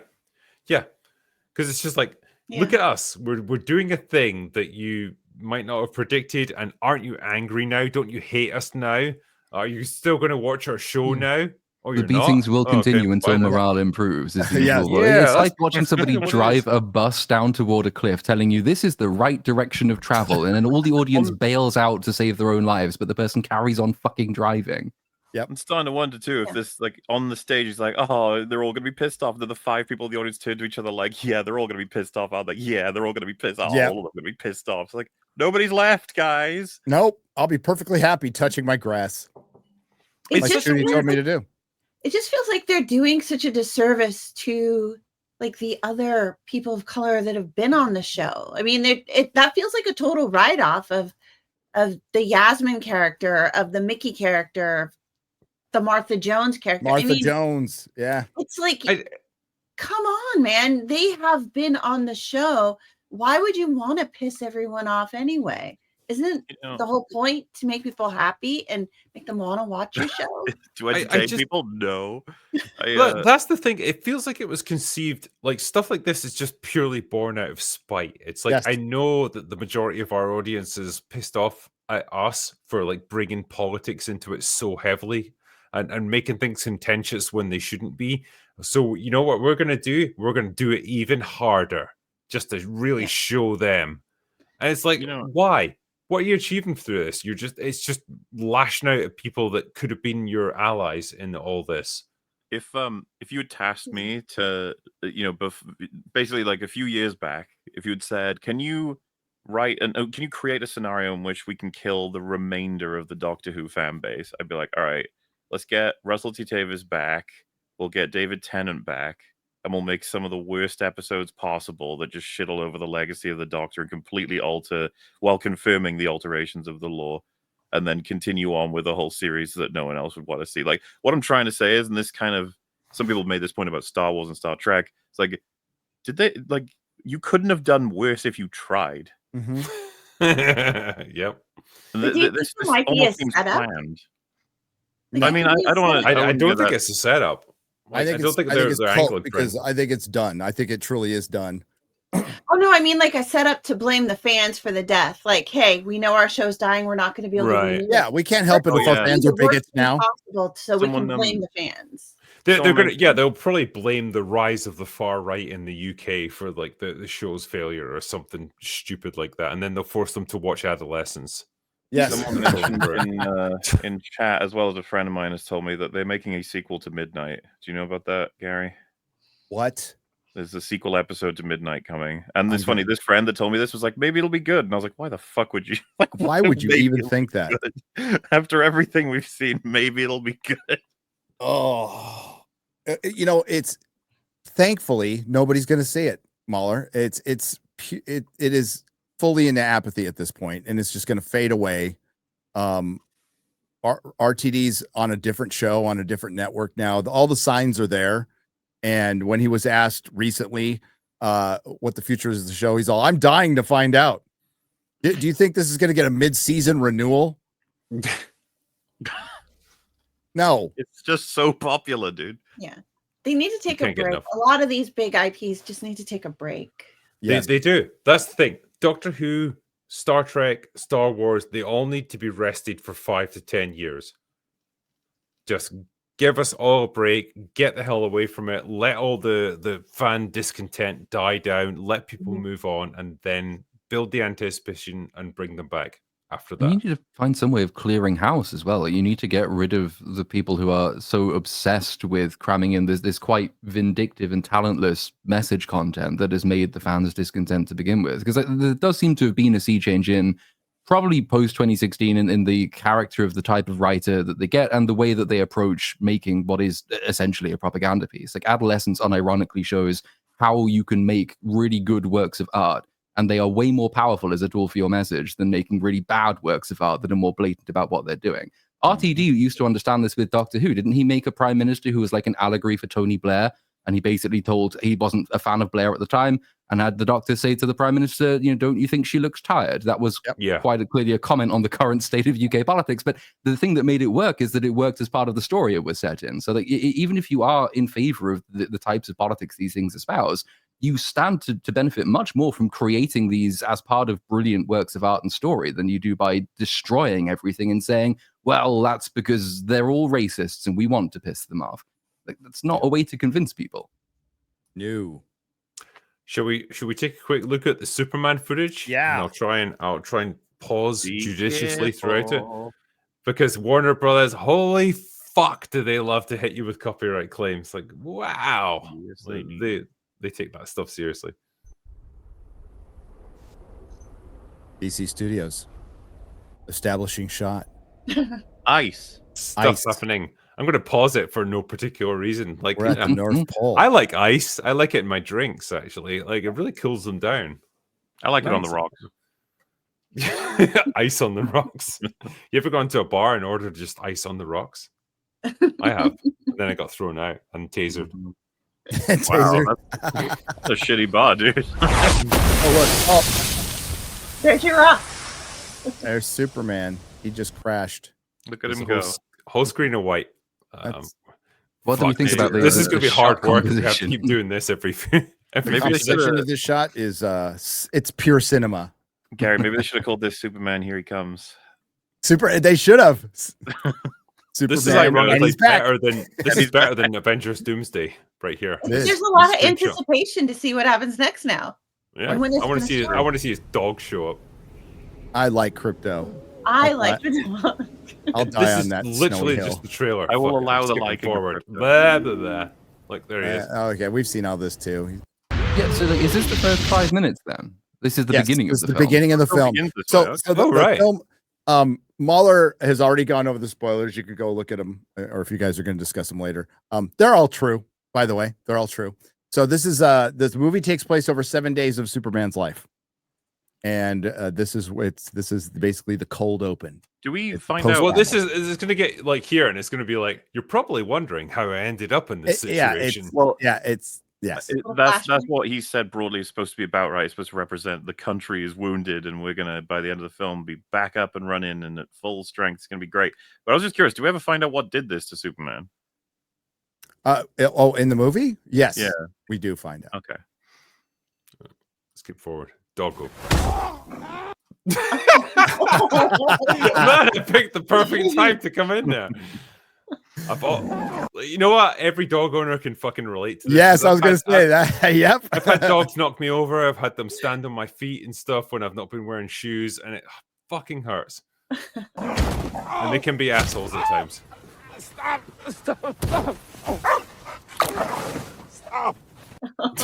Just kick the dog.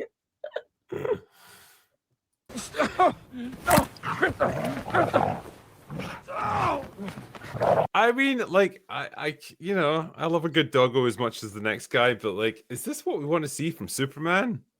Especially the first Gary, movie. you can help me with this one because you know comic books better than I do. Crypto's a good dog. I mean, Crypto he will is a take good him dog. back. But it's like, is this how you want to open your movie? I'm not against Crypto in it. Opening the most important superhero movie that might determine the future of your entire effing studio. Probably not the greatest idea. It's interesting because I remember watching this in the It's trailer choice. thinking this is quite clearly come from like the second act low point. That's where I thought this was going to be, not the beginning of the movie. See how it goes. Yeah. I don't know. Look, he wants to play. Like, I mean, I honestly can't tell at this point. Is that a CGI dog or is like a real one that they've got performing? Presumably CG. Yeah. I mean, I can't tell. Like, it's pretty good. Yeah, it's CG. Oh, okay, yeah. Definitely CG. Fucking hell, it's just gonna be him like lounging around with a dog. I don't know. I'm gonna skip it forward a little. So he drags him home. Here comes the Fortress Solitude that looked like the Christopher Reeve one. Yeah. Yep.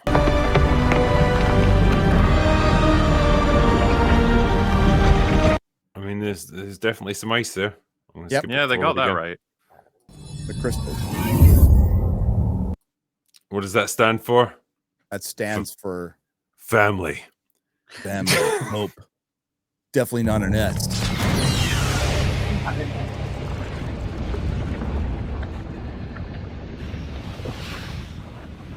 Superman! So, Gary, can you explain the robots? The robots, there's robots in the Fortress of Solitude in various iterations, and they are basically servants. They're like caretakers, I guess. Okay. Yeah.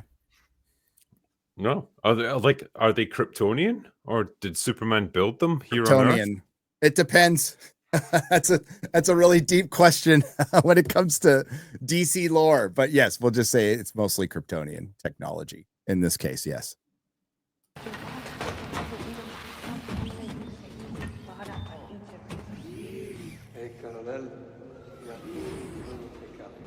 Yeah, James Gunn said they were drawing on All-Star Superman big time from this. So yes, you are correct, person in chat. Thank you. No need to thank us, sir, as we will not appreciate it. Okay, fair enough. Why? That feels weird to have said at this point. You know, it feels like Superman would have heard him say that like 10,000 times. And this is legit how the movie opens? Yes. This is the first 5 minutes of the movie. Wow. that's weird. It's like it takes like a moment for them to identify like this is an AI and AIs don't have feelings. Don't imagine we are human like. We won't appreciate it. Like we don't need that. There's something like weirdly retro futuristic about the way the robots are designed as well. Like they look like a 1960s version of what a robot's going to look like. Yeah, like we see this in the Fantastic Four movie as well. Yeah, that's kind of what I'm seeing here. They're leaning into the comic book aspect of it. Well, to be fair about the robot design, actually there are robotics companies like Figure and 1X where the robots do kind of look like this. Real. Oh my god, it's happening. It is happening, guys. Have you The seen the robot trailer for takeover is real. Mithrigan 2? It's definitely happening. The robots are going to get us. Yeah. Regan. I like Mithrigan, the first one. I thought that was quite fun. I thought it was I'm actually more interested by the premise of the second one. It's like they're like riffing on T2. Yeah, she has to fight like an even more dangerous Mithrigan. They need the old evil Beforgan. one to go I went, against Beforgan. Well, I was gonna say, do you call the sequel to Mithrigan Matugan? It's like that doesn't make Mithrigan Matugan. Fighting Mithrigan. Mithrigan. Just wondering why a robot needs a cape, but that's just me. Yeah, well, they got to stay warm. They don't have feelings, but they care about fashion. Yeah. We go. Oh, sorry. We're back to the ice. Sorry. Meet 12. She's new. Oh wait, they're gender robots. Did you just assume her gender? You gotta give it a pink bow if it's a girl. 14 fractured bones. Damage to bladder, kidney, large intestine. Not the bladder. That's the worst thing to get damaged. Damn, man. Does that imply that he's pissed himself? Which is not the way you really want Superman to start in a story. Yeah, that means if he had a big wet spot in his trunks, I mean, it's like... You already had to get dragged here by a doggo, so, With a healthy dose of yellow sun, we'll have you up and at 'em in no time. Wait, he was already outside. He was already outside. In the sun. Fuck, did you drag him inside to give him sunlight? Well, now it's maybe like the little machinery gubbins they had. Maybe it's like it's a magnifying glass. If you put the sun, he's like an ant in that you can kind of burn him more with the magnifying glass, but he actually gets stronger from this. Let's see what they do. Level 4, 292 times the Heron Prime, please 1. All right, that's fine. 200 times, you're right. Super the magnifying glass. Yeah. Gonna make him even more sunlighty.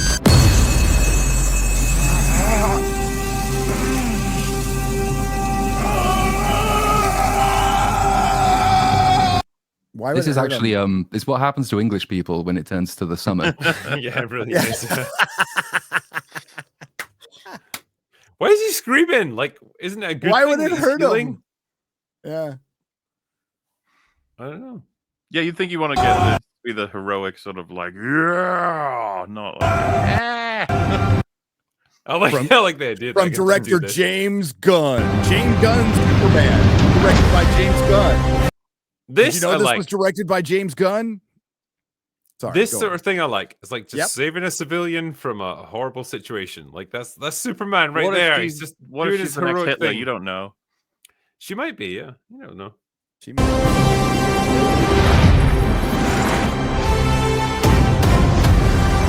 Who's back? Why is it? I still don't understand why there's a kaiju in a Superman movie. Oh, I mean, help me, Gary. He fights kaijus Superman's and full of big monsters all the time. What they're doing is they're leaning. I'm not against this if it's done right. By the way, they're leaning into the comic books. If you haven't read the Superman comic books, well, he fights a lot of monsters. He fights a lot of things. Does he fight a giant spider though? That's what No, but he fights giant robots. I mean, well, I can't say that for sure. I've not read every single Superman comic ever printed, particularly the ones back in the Golden Age. But maybe he fought. I'm sure he has, probably. But he's fought a lot of things. I'm fine with this being in there. Totally. It's very clear, like tonally distinct from anything that's sort of come in the recent past for Superman, right? Like it's about as far removed from a Zack Snyder type Superman as you can get. Very bright, very almost like fantastical as opposed to like edgy and dark.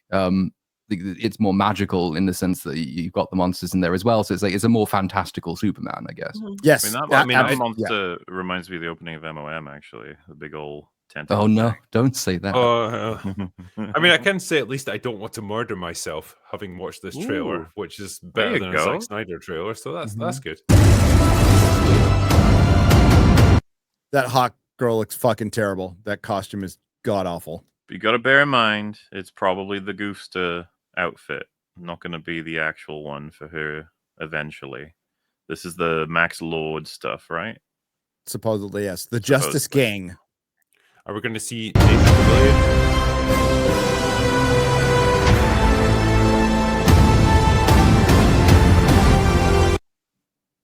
That was Paw Kent. Guess we don't see a lot of Paw Kent. There's just a couple scenes. Seems like, yeah. What is going on there? Right in the background there. Always has confused me, because I remember when they released the production still, and he was like putting his shoe on, seeming very casual, whilst the giant pink sperm cell was in the background. And I think people were speculating at the time that it might just be like a piece of sales, right? This is not in the movie, but I don't understand why you. I'm interested to how they explain it. Let's put it that way. Is it like an illusion? Is it actually real? As in, like, is it like a Mysterio type dream? Neither of them are looking at it, so it makes me think that it is real. Also, if your sperm cells look like that, please see a doctor. Immediately. Super sperm cells might look like that. You don't know, MauLer. I'm a sperm expert. That's a MauLer sperm. Fucking quote that one right there. MauLer, sperm expert. Sperm expert. That should be your Twitter bio.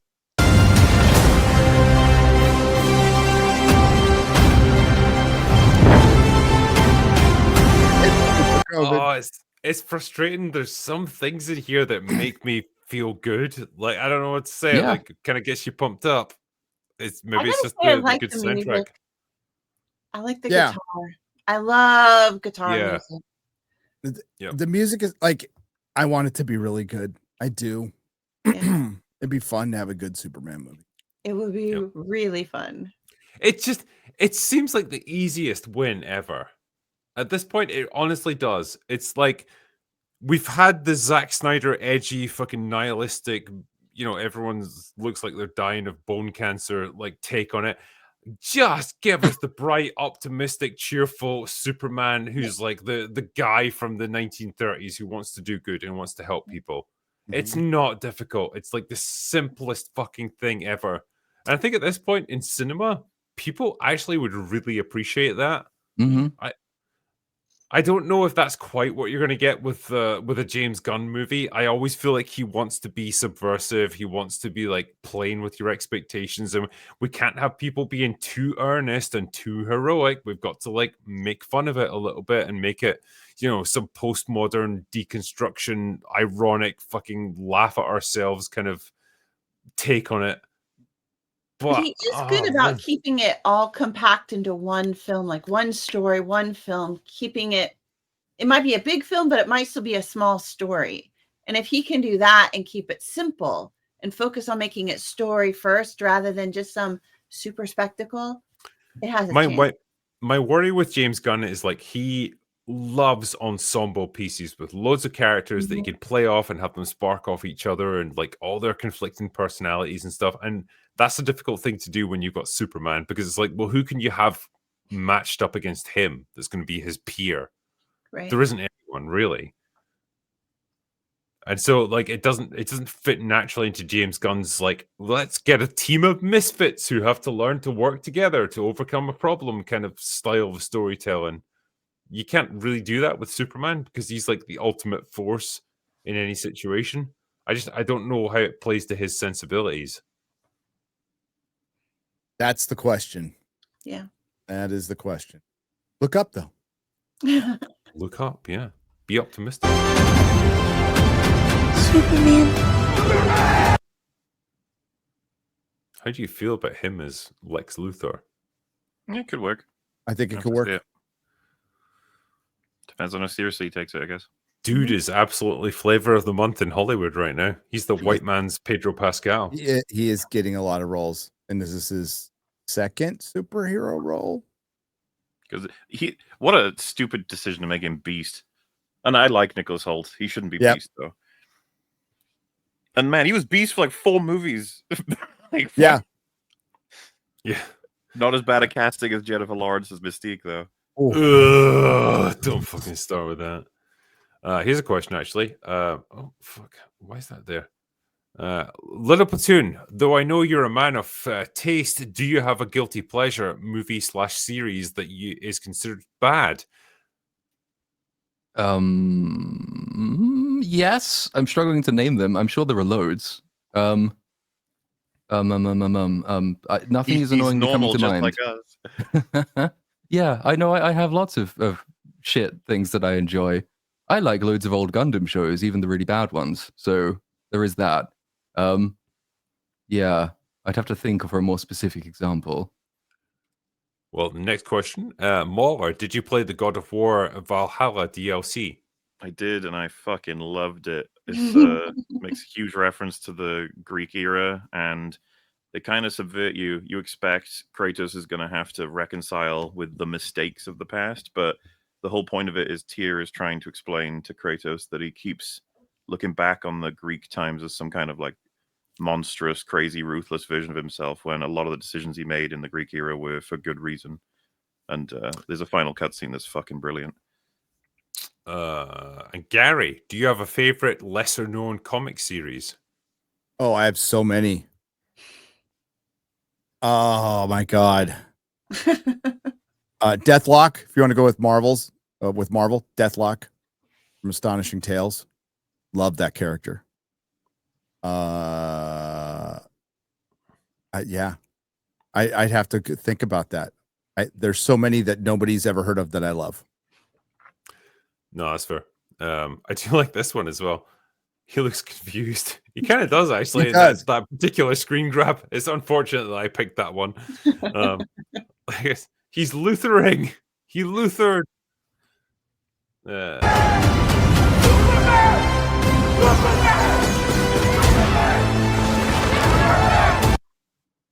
Ooh, that was an interesting moment to pause it at. Who's this dude? Metamorpho. Ah, okay. Yeah. How did I not get that? Well, Drinker, come on. Yeah. Sorry. Hey, there he is, Nathan Fillion. Man, Mal's really fucked his hair up. Yeah. It's like, god damn, we just watched Serenity and he was cool as fuck in that, and now this is what we see. Well, I know. He's Time rarely comes ever not entertaining, so... One day I too will have a bowl cut and I'll be 50 years old. And not this is my future right here.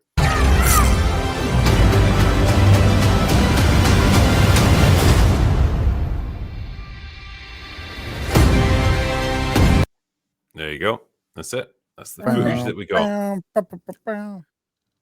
So yeah. It seems like hyper cautiously optimistic. I don't think this one will completely suck. I think that there's enough in it that makes me think it'll be solid, maybe a bit silly. Some of the jokes might get annoying, but it's not going to fundamentally piss people off, which has to go down as a win. Yeah. I think at this point, yeah, that's probably the best you can hope for. So you're probably right on that one. Yeah. Definitely Tell you give it what. a chance. Yeah. Since we're here, how about we do a few super chats to round out the evening? Yeah. There Did you you go. see the Naked Gun trailer yet, Gary or Drinker? I've seen Haven't it. seen it yet. You should see it real quick. What did you I mean, well, What did I think? yeah. You top Leslie Nielsen, man. You're supposed to. It is fine. For me, I'm trapped in that place of you should never have made this, but also I guess it's slightly better than I thought.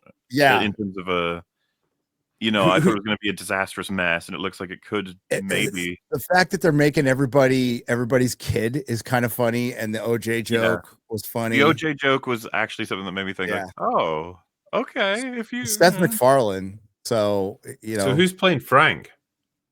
It's going to be Frank his son. Drebin. It's his son, Liam Neeson, and then the he's guy from very- Cobra Kai. Yeah, Really? He's gonna. You can tell they're gonna just be like he's gonna play a different kind of character, but try, I guess, to evoke the similar sense of comedy. I'm not sure. It's not much what they've released, but let's just say coming off of recently having seen Naked Gun again, Yes. it's not like, of all the trailers they could have released, this one I was like, all right, maybe. It's like, It'll be, I'll grudgingly enjoy this. Fine. but no, it'll never be able to stand up to Naked Gun, the first Naked Gun. There's no way. Yeah. All right. Let's see if we can answer a few super chats before we finish up here. GS Pena says, please react to the Primitive War teaser from Spark Films. So I haven't seen that. Have you, any of you guys seen that? Primitive War? No. Oh, I'm sorry. That's a reaction, though. Yeah, there you go. We don't know what you're talking about. Kevin O'Neill says, question for the panel. What is a good example of an exposition dump and why did it work as well as it did? I don't know, the opening of Lord of the Rings. Yeah. Was that a dump though, or was it just like it is a dump? There's a it's a playful sprinkling, okay? That is setting up huge amount of thousands of years of lore. It is some of the most entertaining exposition you're going to come across. So ever, yeah. I mean, it's pretty slick, isn't it? I'll give it its due. Yeah, it's pretty slick. Mad Season says, I don't have anything substantive to say, but except that lol, your mum and haha, penis. I mean, what more does a man need to say in any situation, really? Thank you. Yeah, AJ Film Guy says, so your announcement about the short script submissions contest, do you know how many we're allowed to submit yet? Looking forward to it. So yeah, you're kind of limited to one per person, so don't go nuts or anything. Just give us your best and we'll give it all the due consideration that we can. That's all I can say. We'll let you know when it's time to submit them. We wanted to wait until the Kickstarter is actually finished so we know like how much budget we've got to work with and all that sort of thing. But yeah, we'll tell everyone when it's time to start submitting them, and we'll give the email address to send it to. Nick Singleton says Superman is going to give Fantastic Four a run for its money. I think this is the problem, though, isn't it? Are they going to like cannibalize each other's audiences? Surely Jurassic is going to be the one that comes up above the three of them. It probably will, yeah. It probably will. In that three-way battle for July supremacy, probably Jurassic World is going to do better. Callie L. Fall says, somebody should tell Greta Gerwig that the perfect actor for Aslan already played him. Said actor's name is Liam Neeson. Oh, yes. Well, who's the one that they're saying rumored for casting as Aslan again? Was it Meryl Streep or somebody upset like that's that? it, yeah. So that's going to annoy the shit out of people, probably. Powdered Toast Man says, wanted to give an indie film some love. It's called Primitive War. It looks like Platoon meets Jurassic Park. Maybe that just hits for me personally, but I've got to say it looks really solid. You know, for a second there, I didn't register Platoon as a film, but I was like, what do you mean Platoon mixed up? I'm going to put you into Jurassic Park Platoon. I feel like you'd do okay. I'd be up for that. Yeah, I know my dinosaurs. I know when to stand still, which is more than could be said for most of the characters in the fucking movies. Yeah. Whiskey Hunter says, just give my pledge to Kickstarter. Looking forward to seeing your project. Going to be cool to watch what comes from the mind of the critical drinker. Good luck. Thank you. And it's not just my mind, it's MauLer's mind as well. And some unnamed fan who hasn't had their entry picked yet. So yeah, there's a whole bunch of stuff coming out. So I'm looking forward to seeing what comes of it. It's going to be exciting times. Mr. Lucas says, shout out to my doggy Drinker and MauLer. Oh, thank you. I never saw myself as a dog before, but appreciate it. Filthy Casual says, who do you think is a good actor that you like but always seems to be in bad movies? For me, it's Michael B. Jordan, Eddie Redmayne, Margot Robbie. They all come to mind. Henry Cavill. Carlo Esposito. Yes. Christoph Waltz, another one, gets cast in loads of shit. Ben Affleck, I think, as well. Like, ends up in loads of shit movies, but I think he's in actually a good actor. Yeah. Giancarlo Esposito is a perfect example, though. It's like that dude has got so much potential, but holy fuck, everyone just wants to emulate Gus Fring. Yeah. That's all they want from him. He was good Gus in The Gentleman. Yep. What's this one? Infermiac says, have you seen the new Guy Ritchie show called Mobland? Features Pierce Brosnan and Tom Hardy. Really like the pilot and looking forward to more. I just saw it advertised on Netflix, so I haven't seen it yet. The trailer looks really good. I've seen it. I will good? be seeing it soon. Yeah, it's pretty good. Yes, it's engaging. I'm ready to I'm not going to say it's as fun or as good as The Gentleman.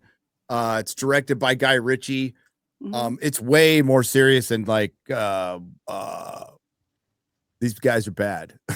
So like it's a fixer who basically he can fix problems between like rival mob bosses and stuff or end them. But he has a bad marriage.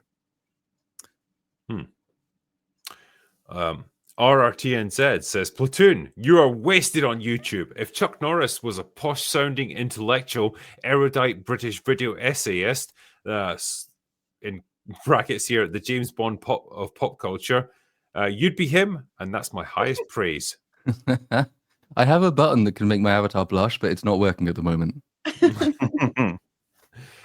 David Marshall says, hi, MauLer, stream Mario Kart World when it releases.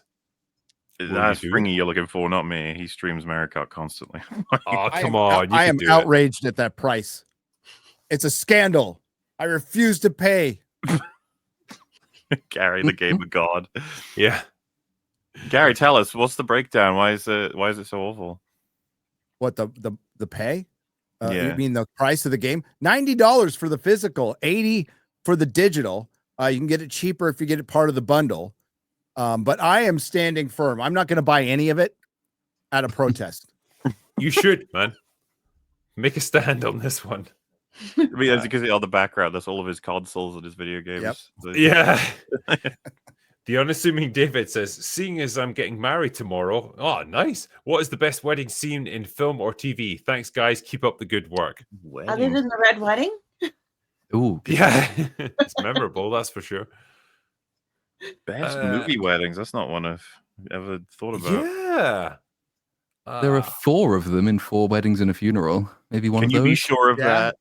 I always like Muriel's wedding as well, where it's like she knows she's just marrying a guy who's like getting with her out of convenience so he can get a green card, but she's like, fuck it, it gets me out of this shithole place that I live in. So I'm done with you guys. See you later. I did quite like that. I like you got anybody here seen Corpse Bride? Yes. No. I love the part where they're all heading into the church for the wedding, and Christopher Lee is the like reverend. He's like, "Begone, foul creatures! Like, go back from whence you came." And he's got this epic, amazing speech, and then one of the guys goes, "Keep it down, it's a church." It's like, The Godfather. Yeah. Yeah. Let me do some member super chats as well. PB McGee says Minecraft missed the opportunity not casting Cuba Gooding Jr. Anyway, I heard that movie is for squares. I'll see myself out. That's pretty good. damn. Like it. Next up is Aurora Uplinks says Star Wars film, The Clone Wars happening. A young Padawan gets separated from his master and must make decisions to keep his troops alive and make victory. I mean, sure. I don't even want to begin with how many amazing stories you could tell in the Star Wars universe. We've just not had them for a few They just pick the ages. opposite. Yeah. Skyver or MGO Skyver says has become a member, so welcome aboard. Thank you. See, the next one from member super chats is Space Whiskey. MauLer making a movie? I'm already Stuckmanized. Oh my God. Though that is something that me and Drinker need to do soon enough, is make our videos saying, you know what? No more criticism. Can't be doing that anymore. I'm going to get a t-shirt that says I'm a filmmaker now. And just wear I that. need one of them for sure. I'm gonna see how long I can spin this out for as well, and just give like the most bland, like piecemeal review of like every movie that I see. Recount the IMDb for like 3 minutes. And you go, film was really neat, and then make a thumbnail that's like. Yeah. My favorite part is like referencing some controversial element and saying people are talking about that element. Like, yes, it didn't really affect my enjoyment of this movie. Aaron Charman says, have you guys seen the Naked Gun trailer? We were just talking about that. I haven't seen it yet. To go find it. I'm sad about that. Give it a look-see. What's the next one? Oh yeah. Kevin O'Neill, way to out yourself as a tool, Boyega. The only time your race came up was when Disney, not us, shrunk your face on Chinese movie posters to appease the actual racists. And to think we came to your defense when that happened. It's kind of interesting, isn't it? Because I feel like the Star Wars fan base really did rally out around John Boyega. And this is how we're repaid for it. He ranks pretty much at the top of everyone's idea of what the most wasted character in that trilogy is. And you don't say that about a character and an actor you don't like.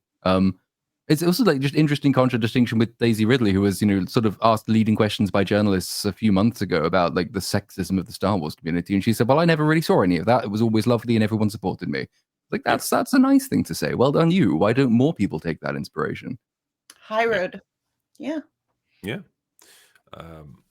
Matthew Dexter. But Drinker, you Jaco-serious judge of Jack Daniels, I need you to review the long-cancelled Netflix show Another Life. I would love to hear you rip it apart.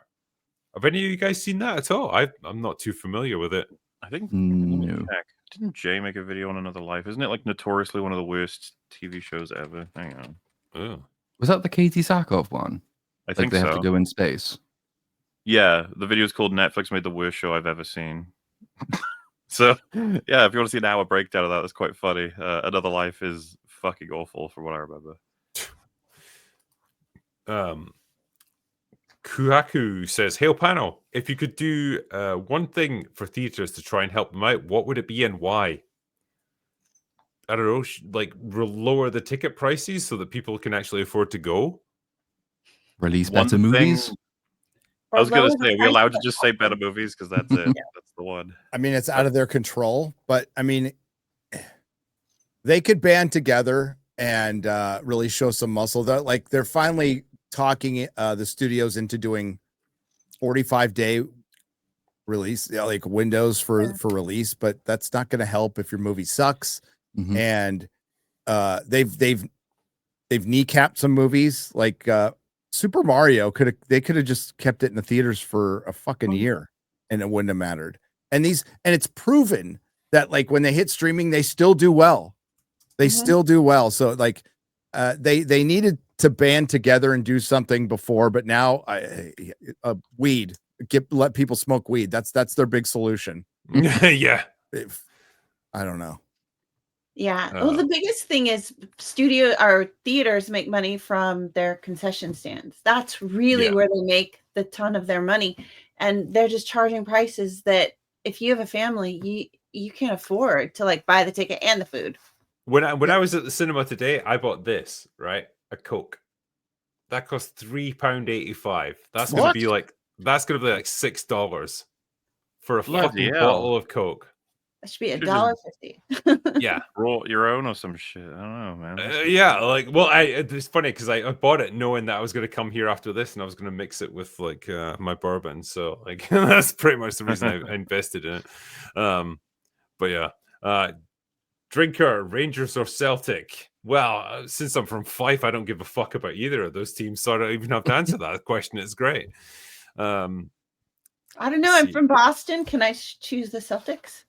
I figured you would. Yeah, Boston. Goddamn Irish people. Can't stand them. Jedi says they might not be Boyega. Could be Tyrone. Lol. I mean, very possible. Yeah.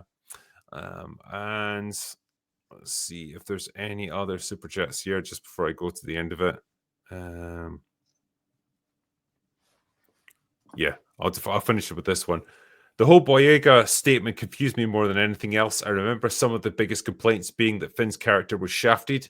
So we were on John's side. So where the hell did this come from? I think it's got to be a paycheck from Disney or something. Yeah. Like he's trying to ingratiate himself with them. Very stupid, very out of character even, and just very misguided. But hey, yeah, if you can find a motive. Follow the money a lot of the time, right? Mm-hmm. Pretty much. Let me see. Yeah, I'm probably going to finish up there, I think, for the night, because we're a bit late in getting started tonight. And I'm kind of tired as well after exposing myself to the Minecraft movie. So I will finish up there. But I do want to say thank you to my lovely panel of guests tonight. You guys always a pleasure to talk to you. So thank you for coming in for this tonight. And Ering, thank you for coming onto the open bar for the first time. Yeah, you bet. So glad to be here. Thanks for inviting me. No, thank you guys. And the links to everyone's channel, as always, is in the description, as well as the Kickstarter. If you're inclined to vote, give a little bit of money towards that to get it over the finish line, we'd very much appreciate it. But for now, that is all we've got for today. So go away now. Bye. Bye.